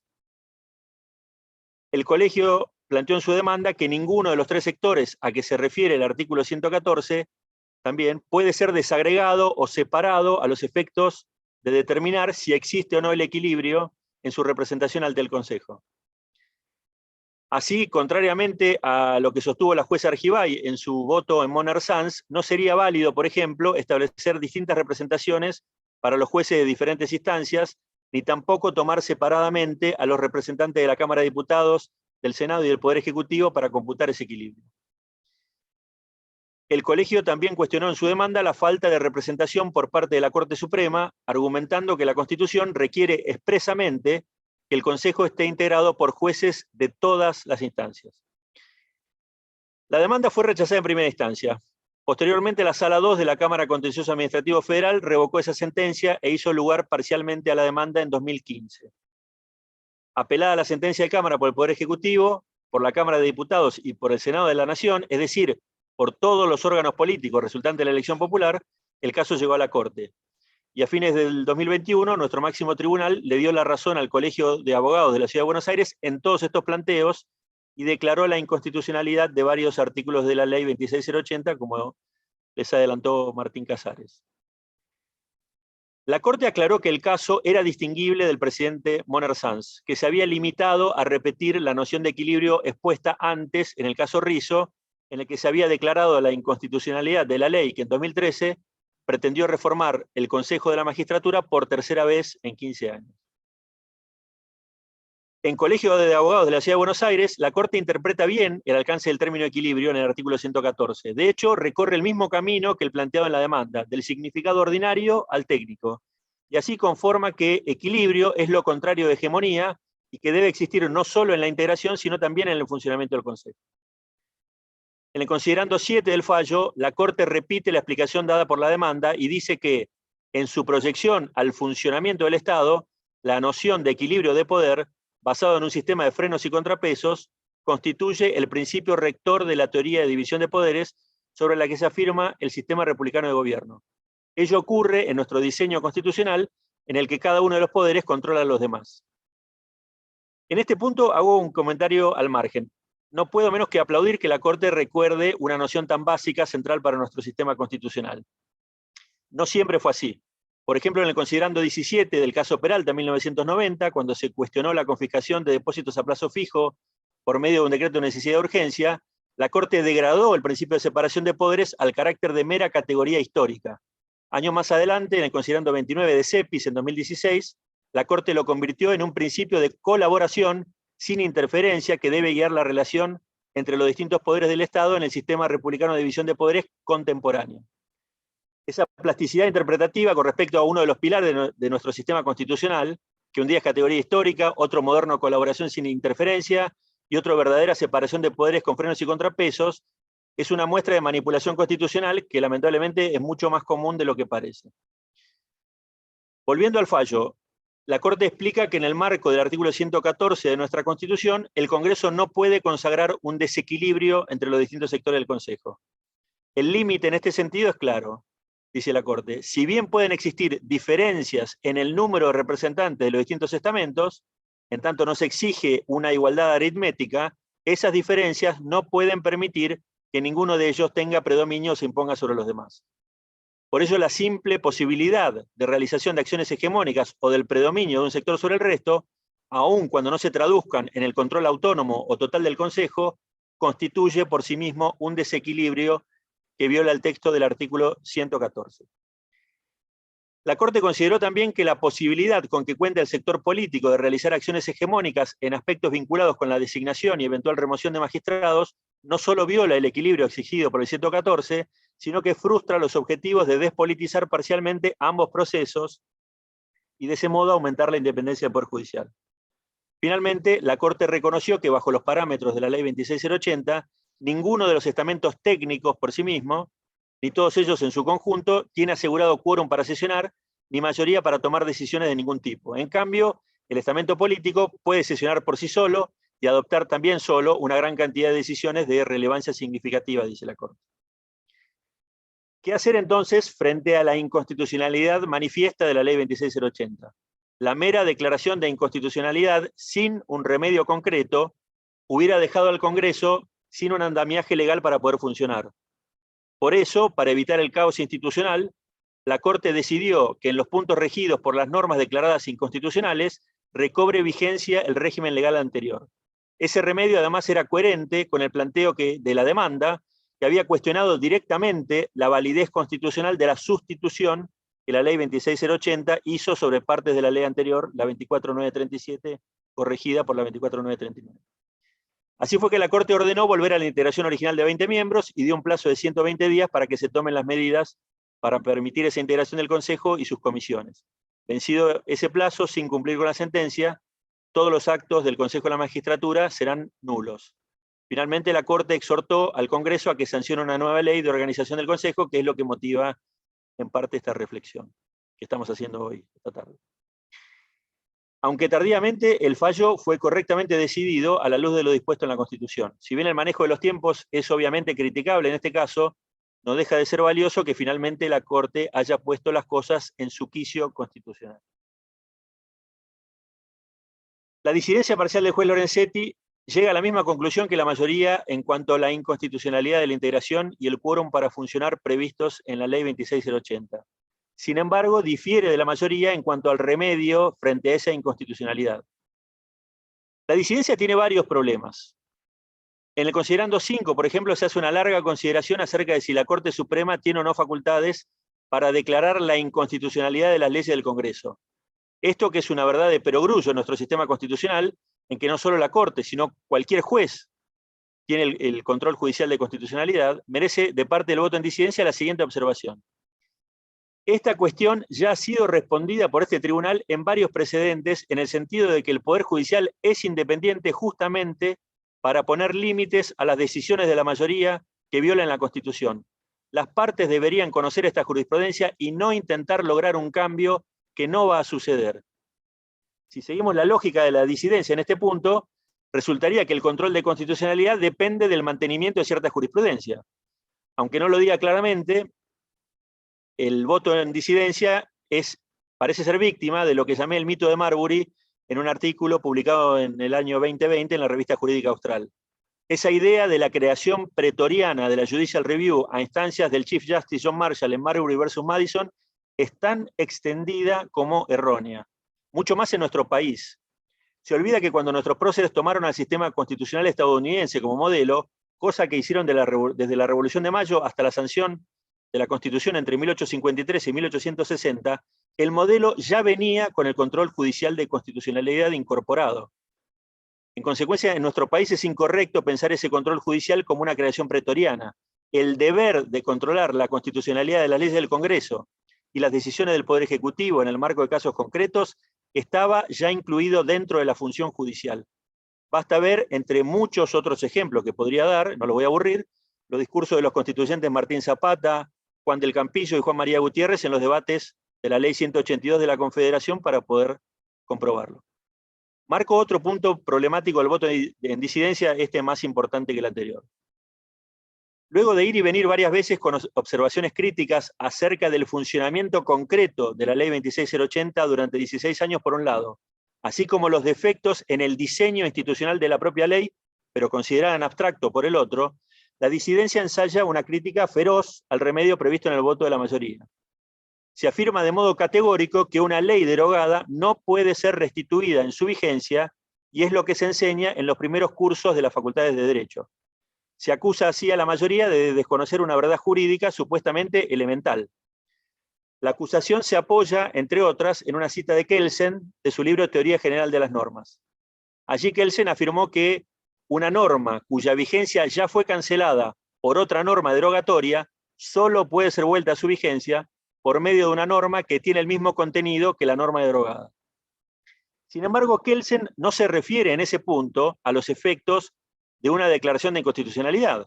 A lo que se refiere es a que la derogación de una norma B, que a su vez derogaba otra norma A, no implica per se el restablecimiento de la vigencia de esa norma A. De hecho, Kelsen, en su libro, ni siquiera se opone a que ese sea el efecto de la derogación de la norma derogatoria. Lo que afirma Kelsen es que en ese caso se trataría de la sanción de una nueva norma que dispondría lo mismo que la norma inicial, pero que estaría técnicamente mal formulada. Tan es así que en un trabajo publicado en su forzado exilio en los Estados Unidos, en el que compara los sistemas austríaco y estadounidense de control de constitucionalidad, el propio Kelsen afirma que en casos en los que una ley que había reemplazado una ley anterior o una regla del common law que regulaba el mismo objeto fuera anulada por razones de inconstitucionalidad, es mejor restablecer la ley o la regla válida del common law anteriores antes que tener una situación jurídica que deja el tema sin ningún tipo de regulación. Por eso, el mismo Kelsen impulsó en 1929 la incorporación de un inciso al artículo 140 de la Constitución austríaca de 1920, que decía lo siguiente, es el inciso 6. Si una ley o parte de una ley es anulada debido a su inconstitucionalidad por el Tribunal Constitucional, las reglas legales derogadas por la mencionada ley cobran vigencia simultáneamente con la decisión del Tribunal Constitucional, salvo que éste disponga lo contrario. El voto en disidencia también cuestiona que la declaración de inconstitucionalidad no debería tener efectos más allá del caso concreto. Y agrega que la mayoría habría incurrido en un exceso y se habría arrogado facultades legislativas. De forma contundente, la disidencia afirma lo siguiente: la sentencia en recurso, al declarar la inconstitucionalidad, pretende derogar una ley y revivir una derogada, lo que es claramente contrario al ordenamiento jurídico. En ningún caso se pone en vigencia una ley derogada hace 16 años. Es así porque en el sistema argentino, como en el de Estados Unidos, la declaración de inconstitucionalidad no tiene efectos de nulidad. Lo cierto es que la remisión al modelo norteamericano está lejos de ayudar al voto en disidencia en este punto. Se olvida que en los Estados Unidos los efectos de la declaración de inconstitucionalidad dependen de si el cuestionamiento a la ley fue on its face o as applied. En el primer supuesto, estamos ante un planteo de invalidad manifiesta de la ley, la que resulta insalvable, dado que no puede aplicarse en ningún caso. Allí el efecto de la sentencia se expande inevitablemente. En el segundo supuesto, se plantea que la ley es inconstitucional en su aplicación al caso concreto, es decir, que la constitucionalidad o no de la ley depende de las concretas circunstancias y hechos que se planteen en la causa. Se olvida también que en los Estados Unidos existe el llamado facial challenge. Si bien la Suprema Corte reconoció en el caso United States versus Salerno que se trata de la impugnación más difícil para invalidar una norma por su inconstitucionalidad, lo cierto es que es mucho más común de lo que se cree.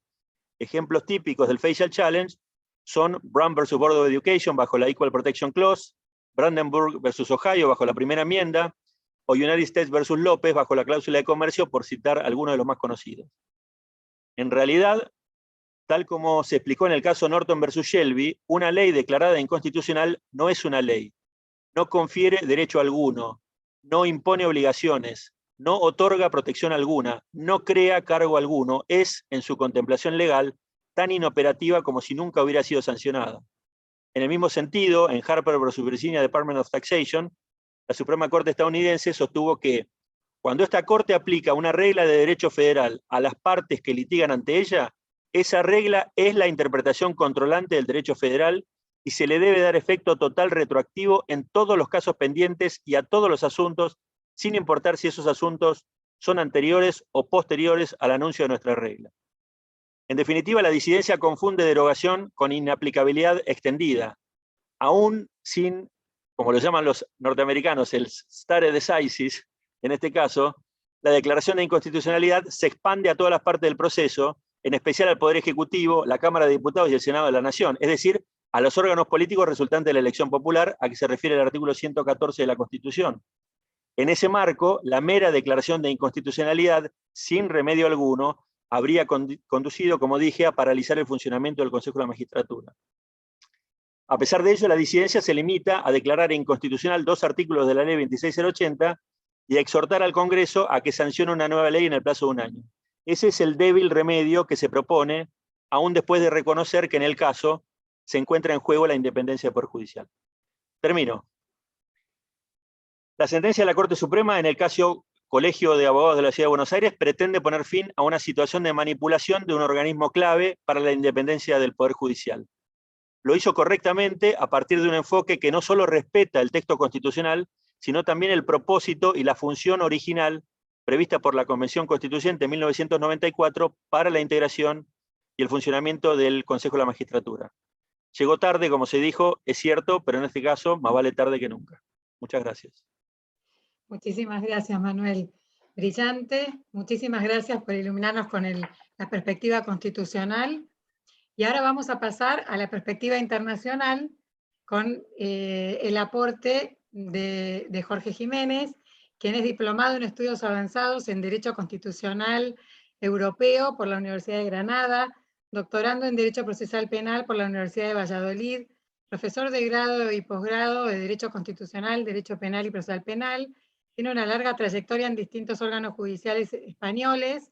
Ha desempeñado funciones en tribunales penales en Málaga, Almería y Barcelona como magistrado. Desde 2015 es director de selección y formación inicial de la Escuela Judicial de España y actualmente es director de la Escuela Judicial de España desde 2018 a la actualidad. Y también es secretario general de la Red Iberoamericana de Escuelas Judiciales y un gran amigo del departamento y gran colaborador en todas las actividades que hacemos siempre. Así que muchísimas gracias, Jorge, y te cedo la palabra. Gracias, querida María. ¿Me oís bien? ¿Sí? Porque sí, como no he perfecto. podido... Bueno, gracias Perfecto. y a Rodolfo, a María, a Mari Carmen, a Manuel, Martín, a Gustavo, a Mario, a tanta gente tan querida. O sea, esto es como estar en casa, deseando de estar en Argentina, pero bueno, es como estar en casa. Disculpad porque hoy el día ha sido frenético y estaba y no estaba y encima la conexión está un poco mal. Lo primero que, aparte de agradeceros especialmente a Rodolfo y a ti, María, por la invitación, es un placer compartir las experiencias. Yo he tenido oportunidad de leer el fallo de la Corte, el proyecto que hay, todas las reflexiones, he podido escuchar más o menos entre mitad de problemas lo que han dicho mis queridos colegas, y yo vengo a contaros otra realidad, o sea, la realidad de otro consejo, el Consejo General del Poder Judicial de España y de otra realidad. Lo primero que me gustaría decir es que leyendo la propuesta que apoya el departamento y la Universidad Austral y tantas instituciones, o sea, os felicito. O sea, me parece un avance impresionante lo que es el Consejo y la configuración del Consejo. Pero también os digo que eso no es la solución. O sea, que al final el Consejo lo forman las personas y está muy bien pensar en las distribuciones y en esa composición paritaria pero al final las personas son las que marcan el éxito o no éxito de un consejo como el Consejo de la Magistratura.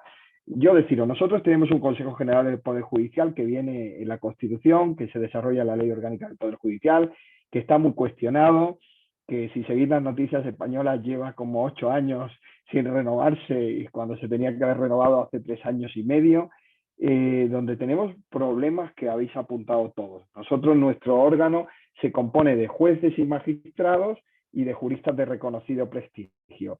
Son 20. O sea, lo primero que diría es que sobran. O sea, si pudiéramos retirar alguno, o sea, aunque me oigan los vocales, pero como se van a ir, o sea, si pudiéramos retirar, no son necesarios 20. O sea, con menos se puede hacer el mismo trabajo. Pero en la Constitución viene que son 20. 12 son jueces y magistrados, 6 los elige el Congreso, 6 los elige el Senado, y luego hay 8 que son juristas de reconocido prestigio, 4 los elige el Congreso y 4 los elige el Senado. Esto ha ido cambiando en su composición, en cómo se elegían. Solo hubo una vez que los jueces eligieron directamente a los jueces, que fue en el año 80, que es el consejo que se recuerda. Luego se cambió por el partido político que estaba en el poder eso para controlar con la idea de una mayor legitimidad democrática, porque nosotros tenemos un sistema de selección de jueces que es muy independiente. O sea, uno estudia la oposición, accede a la carrera judicial y es juez y solo te pueden echar por ilícito penal o disciplinario. Y entonces ahí hay unas dudas de legitimidad democrática, como una persona que no lo ha elegido el pueblo, que lo elijan sus iguales, puede llegar a ser miembro del Consejo, ¿no? Y además podría ser un gobierno de los jueces, o sea, el miedo es que a ese gobierno de los propios jueces, ¿no? Esos 12. Entonces luego se empezó, lo pactaban los partidos principales. Como hay que tener una mayoría de 175 votos en el Congreso, con lo cual hay que pactar y al final se reparten. Si miráis en prensa, al final, según el partido que te propone, parece que tu trayectoria ideológica es de ese partido. Si eres progresista, si eres conservador. Y luego tenemos una gran influencia de las asociaciones judiciales en esas listas, con lo cual genera todo un lío y todo un conflicto en cuanto a la legitimidad, porque no hay que olvidar que nuestro Consejo tiene competencias en selección de jueces, que para vosotros es muy importante por el sistema de selección que hay, pero para nosotros no es de las competencias más importantes del Consejo, porque eso viene muy reglado por mérito y capacidad. Es decir, ahí el poder político no puede influir, porque es todo más objetivo, ¿no? Son unas pruebas que ya hemos hablado muy difíciles y ya accedes a la carrera. Esa competencia, digamos, es importante, pero no es muy importante. Luego tiene las competencias en formación, que son importantes, pero tampoco son tanto. O sea, la formación para nosotros es un lujo que el Consejo nos pague la formación, porque es gratuita. O sea, nos paga los viajes, nos paga el hotel y nos paga, o sea, nos da el permiso para ir. Eso es un lujo. Es tan lujo que el Ministerio Público aquí no tiene eso y reclama tener la misma autonomía que tiene el Consejo General del Poder Judicial. Y os doy una primicia. El año que viene probablemente tengamos a los fiscales en la Escuela Judicial para recibir la formación, lo cual es un logro. O sea, ellos han decidido venirse a Barcelona y hacer la misma formación que los jueces. Y es algo histórico, si al final, como parece, se cuaja. Pero ¿dónde están los temas importantes de nuestro Consejo? El nombramiento de cargos, es decir, de presidentes y miembros de la Corte Suprema, y la responsabilidad disciplinaria. Porque tenemos una comisión disciplinaria que se forma por 7 personas, de las cuales 4 tienen que ser magistrados y 3 juristas de reconocido prestigio, que son las que deciden las sanciones que hay, la mayor parte de las sanciones, porque si es separación de servicios lo tiene que decidir el Pleno.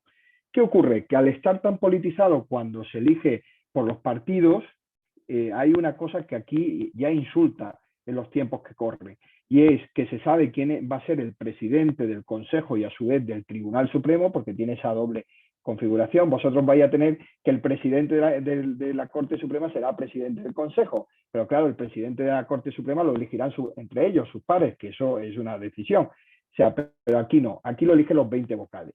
Entonces, ya el escándalo es que se sepa el presidente antes de saber quiénes son los vocales, con lo cual es un paripé la elección de presidente, porque ya viene pactado. Esto se denunció en la última composición del Consejo e incluso la Corte Suprema, el Tribunal Supremo, estuvo a punto de revocar ese nombramiento de presidente. Avisó de que esto pues, no era estéticamente correcto en una democracia que se supiera quién es el presidente. Incluso cuando se iba a renovar el Consejo, si googleáis por ahí, pactó el PP y el PSOE quién iba a ser el presidente y todo, y hubo un mensaje de WhatsApp, los malditos mensajes de WhatsApp, que no sabemos si son intencionados o no, que anunciaba a un grupo político quién habían pactado que era el presidente. Y decía que de esta forma podían controlar la Sala de lo Penal del Supremo y el Consejo. Claro, ante eso la persona indicada dijo que él no se prestaba a eso, que renunciaba y aquello se bloqueó. Nuestro problema es la influencia política en la elección de los vocales y por ende en la elección de quienes van a ser los altos cargos de la carrera, presidentes de tribunales. Claro, esto se arreglaría si, como ocurre en vuestro caso y en muchos países, son los mismos jueces los que eligen a su presidente de tribunal superior o a su presidente de audiencia, de órgano colegiado. Como dicen algunos, que lo elijan los que lo tienen que soportar, porque elegirán al menos malo, elegirán a alguien con empatía y con valores para poder elegir eso. El problema está en quién va a la Corte Suprema. Claro, lo eligen estas 20 personas por determinadas consignas, intereses y a veces sin conocimiento, sin una forma objetiva de evaluar los currículum. Como me decía un vocal actual, dice, yo soy catedrático de Derecho Civil. ¿Cómo puedo yo decidir quién va a ser el mejor presidente de la Sala Penal de la Corte Suprema si no distingo el dolo de la culpa? Dice, si yo no sé lo que va a hacer. Entonces, habría que cambiar eso. ¿Cuál es el problema que tenemos nosotros ahora? Es que como no se renueva, digamos que hay un enroque, porque cambió la mayoría de gobierno, entonces había una práctica habitual que el partido que gobierna cada 5 años pone vocales afines y tiene una mayoría afín, progresista o conservadora. Claro, cuando se fracciona la sociedad española políticamente y hay muchos mini partidos, es muy difícil que surjan esas mayorías. Y estamos en una democracia, la española, que no está muy acostumbrada a pactar y no corren tiempos de mucho pacto ni de hacer muchas cosas. Y encima, Europa viene exigiendo que hay que cambiar el sistema de elección del Consejo y hay que hacerlo mucho más independiente, es decir, que los jueces elijan a los jueces, como está ocurriendo en todos los países de Europa, menos en Polonia. que es donde tienen realmente y donde incluso lleva a sanciones y a reclamaciones. Lo que está pasando en Polonia es que se dictó una ley para jubilar a toda la cúpula judicial y han puesto a los jueces que han querido. Entonces, Europa tiene ahí un problema.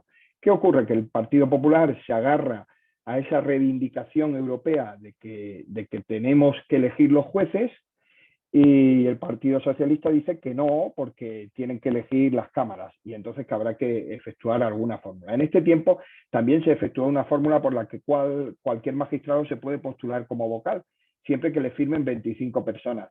Imaginaros, somos 5.430 jueces y magistrados. 25 votos se consiguen en un café, no son representativos. De hecho, cuando se ha hecho ese sistema de autopostulación, los compañeros y compañeras que han sacado más votos, que los que más votos no han llegado más que a 267 avales, no han sido elegidos por las Cortes. Han elegido a gente que apenas tenía 25 avales, porque ya sabían que con 25 avales iban a entrar en el juego. Claro, eso es un problema. Por eso, para ir terminando y que pueda haber debate, el problema está. El Consejo es necesario para el gobierno del Poder Judicial. Para mí es fundamental. Lo llamemos Consejo o como lo llamemos. La estructura del Consejo hay que pensarla mucho. En España deberíamos caminar a otro tipo de consejos como el italiano o el francés, donde los jueces realmente eligieran a los que son sus pares en el Consejo y se eligiera por un sistema de sufragio universal. En España la mitad de la carrera no está asociada.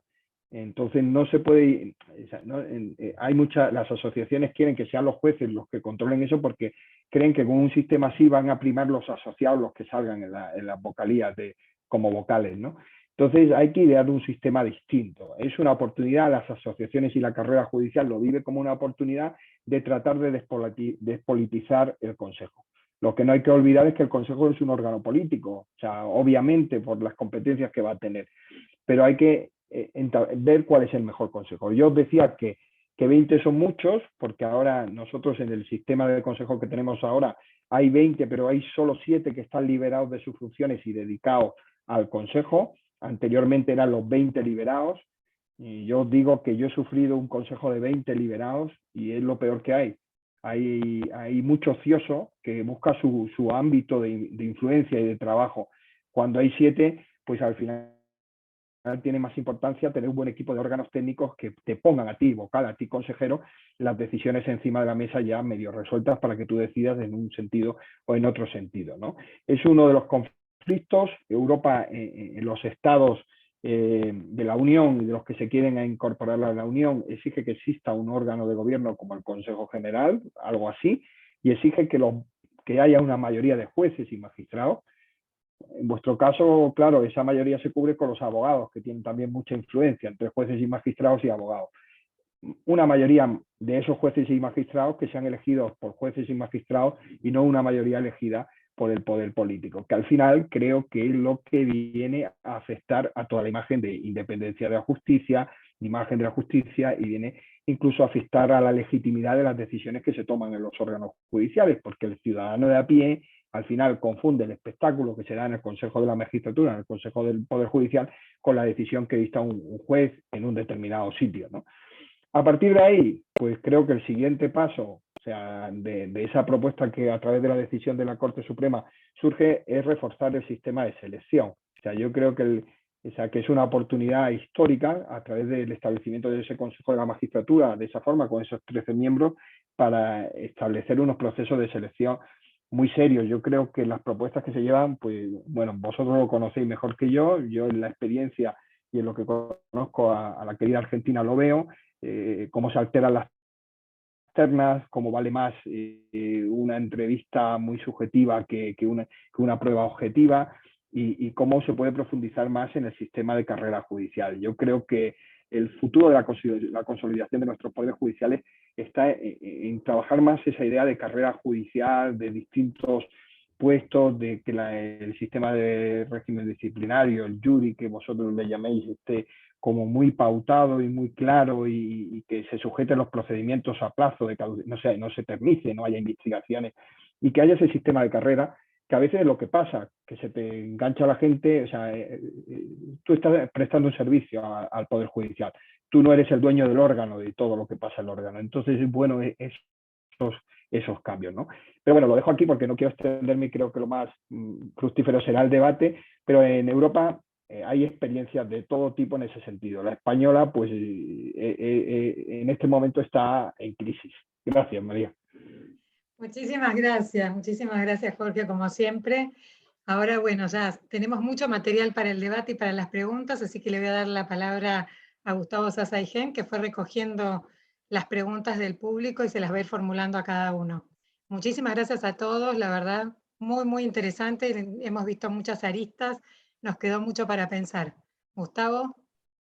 Bueno, gracias María, gracias a los expositores, y realmente mucho material, muchas preguntas, así que intentaremos ser puntuales. Tenemos el compromiso de entregar el Zoom a las 18, así que les rogamos a los panelistas que sean lo más breve posible en las respuestas, cosa de poder introducir la mayor cantidad de preguntas posibles. Y bueno, hacemos la primera pregunta, agradeciendo de la presencia al doctor Jorge Jiménez, y también teniendo en cuenta, en consideración que ustedes tienen 4 horas más allá en España, para liberarlo, si quiere, de la carga de estar aquí con nosotros. Así que le hacemos la primera pregunta a él, que está vinculada con, dice a su criterio, conforme a lo que pudo advertir del derecho comparado, ¿cuál sería el sistema de selección de magistrados que permita garantizar de mejor manera su imparcialidad e independencia? Y hace un agregado, y se hablaba usted de las personas como eje central del mejor funcionamiento de las instituciones. ¿Cómo hacemos entonces para mejorar a las personas?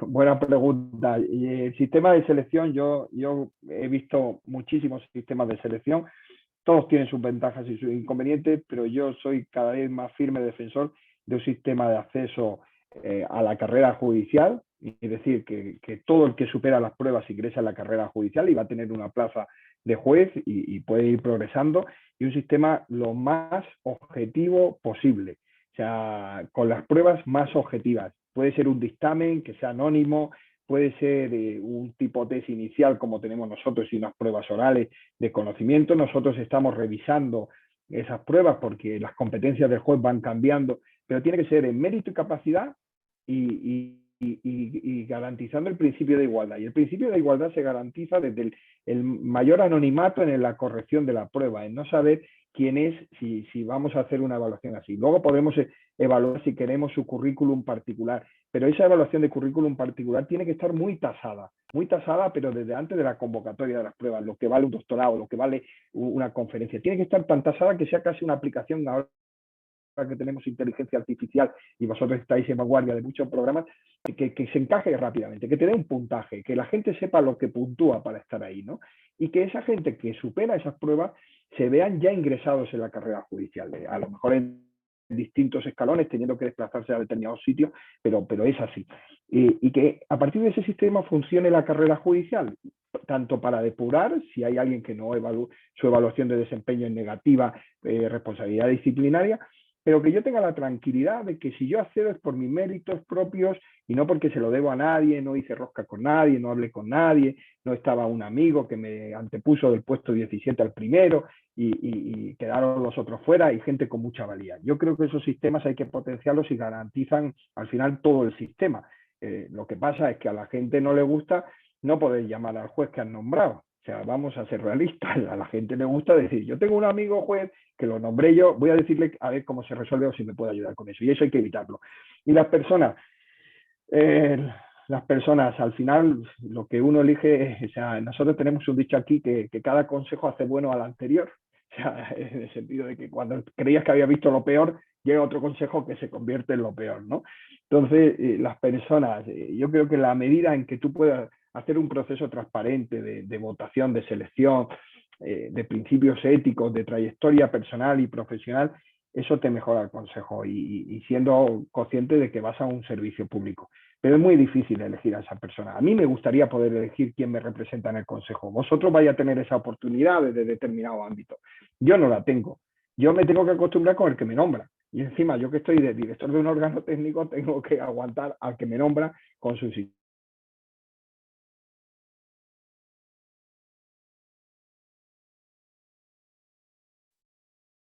Bueno, Parece que perdimos conectividad con... Sí, se perdió con España. conectividad. Bueno, bueno. Os perdí. Ahí sí, ahí volvió. No sé a Sí, dónde sí. os quedasteis, pero os perdí. Se ve que mi conexión es inestable. Bueno, gracias, doctor. Agradecemos la presencia y sobre todo el esfuerzo de estar a esta hora reunido con nosotros. La siguiente pregunta es para el doctor Martín Casares con comentario.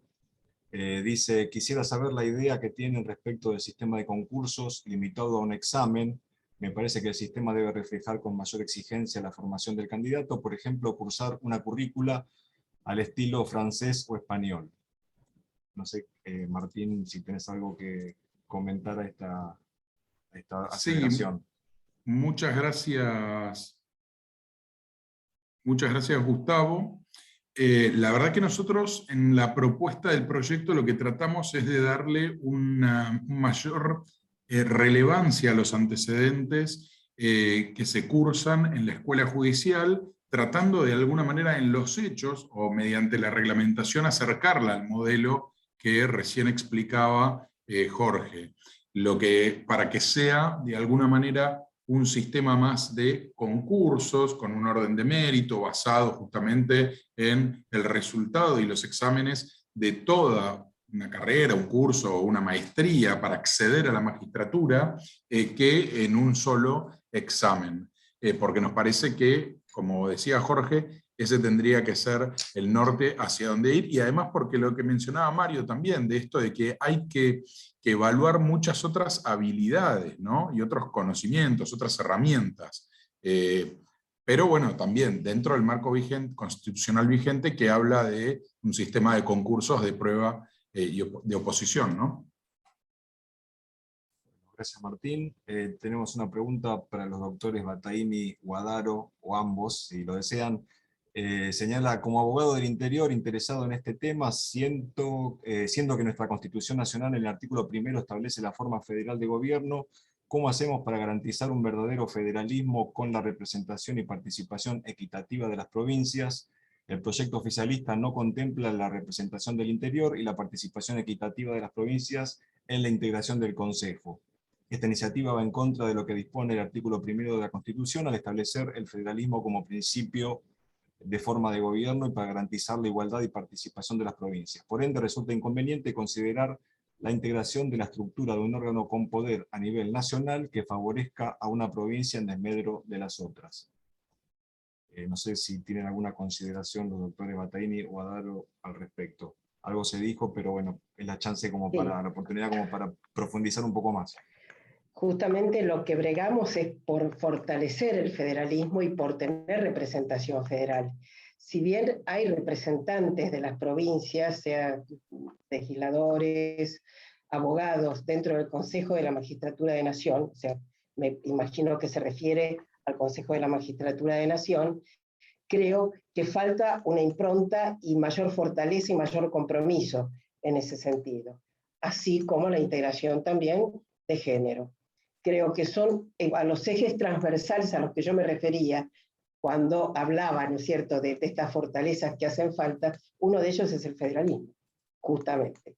¿Cómo hacer? Bueno, estamos en lo mismo, ¿cierto? Al momento de elegir, al momento de modificar la norma o de proponer modificaciones, tener en cuenta especialmente poder cumplir con este objetivo, que las provincias estemos representadas como corresponde, y que se escuche la voz de las provincias también como corresponde, no siendo tapadas por otros intereses.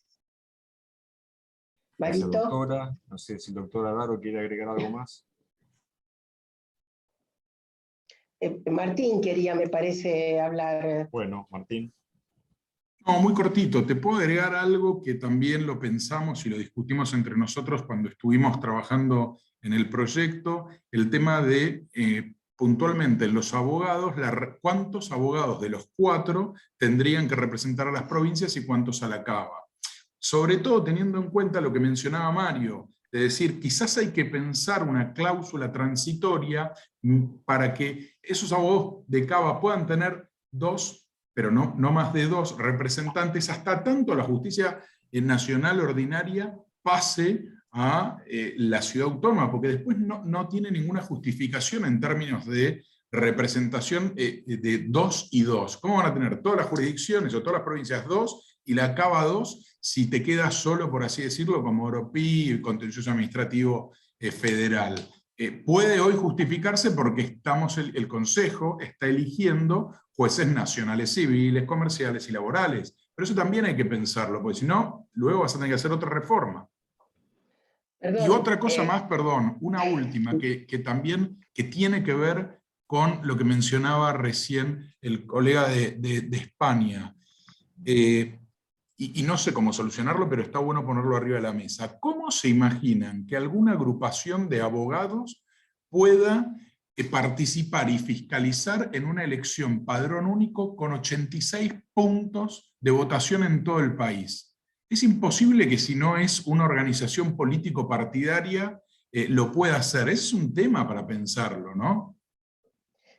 ¿Puedo agregar algo Sí, doctora, más, sí, por Gustavo? Y supuesto, en sí, razón a lo que decía Martín, los jueces federales, también tenemos jueces federales en las provincias. Y realmente ese juez federal tiene que ser elegido con un perfil que tenga que ver con la provincia. Por eso es necesaria la representación federal. Y de hecho, las provincias tienen muy distintas características, aún las mismas regiones tienen muchas diferencias en los grupos sociales, en la multiplicidad de costumbres. O sea, es todo un tema. Bueno, gracias, doctora. Tenemos una pregunta para el doctor Manuel García Mansilla. Dice, acercándonos peligrosamente al plazo del fallo, se entiende de la Corte, ¿no es cierto?, que tratamos en el día de hoy, sin tener por subsanada la integración del Consejo, ¿cabe un control de ejecución de sentencia por parte de la Corte que morigere o modifique los efectos ulteriores de su propio fallo? Muchas gracias, Gustavo. Muy buena la pregunta de Matías Balbuena, que le mando un abrazo. Sí cabe, pero yo antes que eso, a lo que apuntaría es a tratar de cumplir con el fallo. De hecho, el Consejo de la Magistratura ya está impulsando la elección del estamento de los abogados. La elección va a ser el 5 de abril. El Consejo de la Magistratura le encargó a la Federación Argentina de Colegios de Abogados que justamente lleva a cabo los comicios. El Colegio de Abogados de la Ciudad de Buenos Aires ya ofreció su colaboración. Creo que lo que hay que tratar de hacer es el esfuerzo por cumplir el fallo. Y lógicamente, si en este punto, en la medida en que todos los actores estén intentando realmente cumplir el fallo, yo sería de la postura de manejarlo con flexibilidad. Ahora, si hay alguno de los estamentos que se pone un poco remolón, en ese caso no, me pondría firme, porque la verdad es que, por lo menos en mi visión, no tengo dudas de que el diseño constitucional no estuvo bien hecho. El hecho de haber delegado al Congreso la posibilidad de regular varias cosas, entre ellas la composición, lo que genera es una tentación para controlar un órgano que es importantísimo, y eso lo prueba la cantidad de leyes que hemos tenido, que es ridículo, en un país normal es ridículo haber tenido tantas leyes, y haber ya tenido 3 fallos de la Corte para determinar qué es el equilibrio. Vamos que no es tan difícil. Gracias, doctor. Bueno, estamos casi en tiempo, nos queda lugar para una última. Les pido en todo caso es para el panel y una respuesta lo más corta posible. Da para hacer otro seminario, pero la pregunta es, ¿creen ustedes que la figura del Consejo, en vista de sus 25 años de funcionamiento, cumplió con los fines para los cuales fue implementado por el constituyente? ¿Cree que habría que modificar la Constitución en algún sentido? ¿En cuál?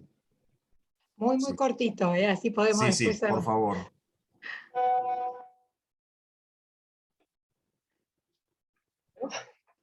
El que Todo es quiera. perfectible. ¿Qué quiere?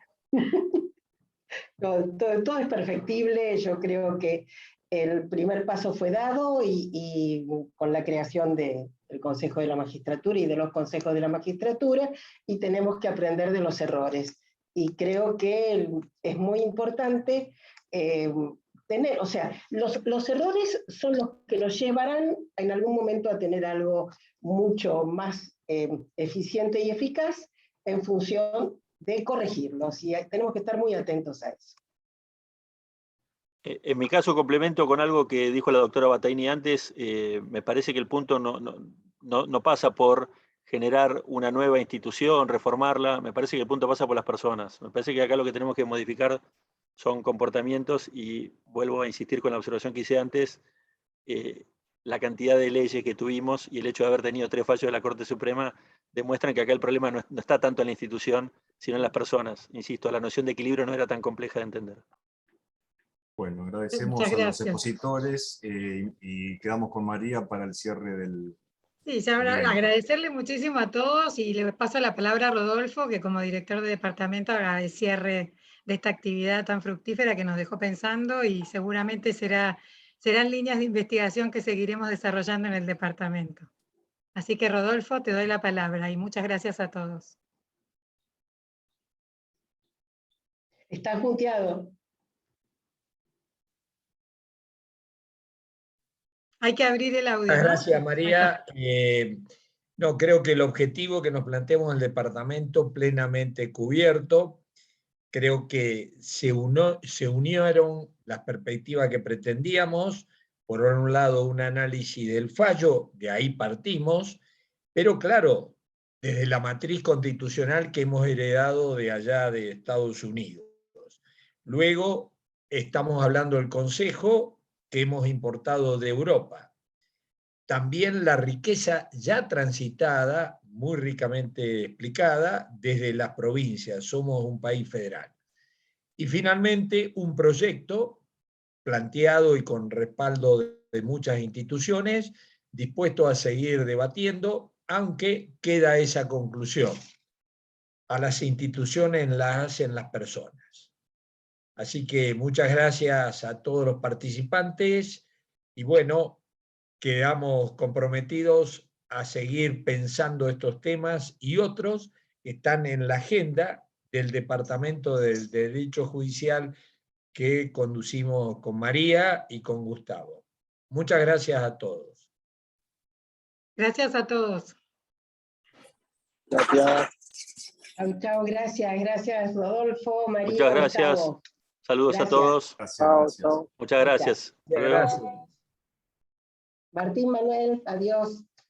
Gracias. Luego, gracias a todos.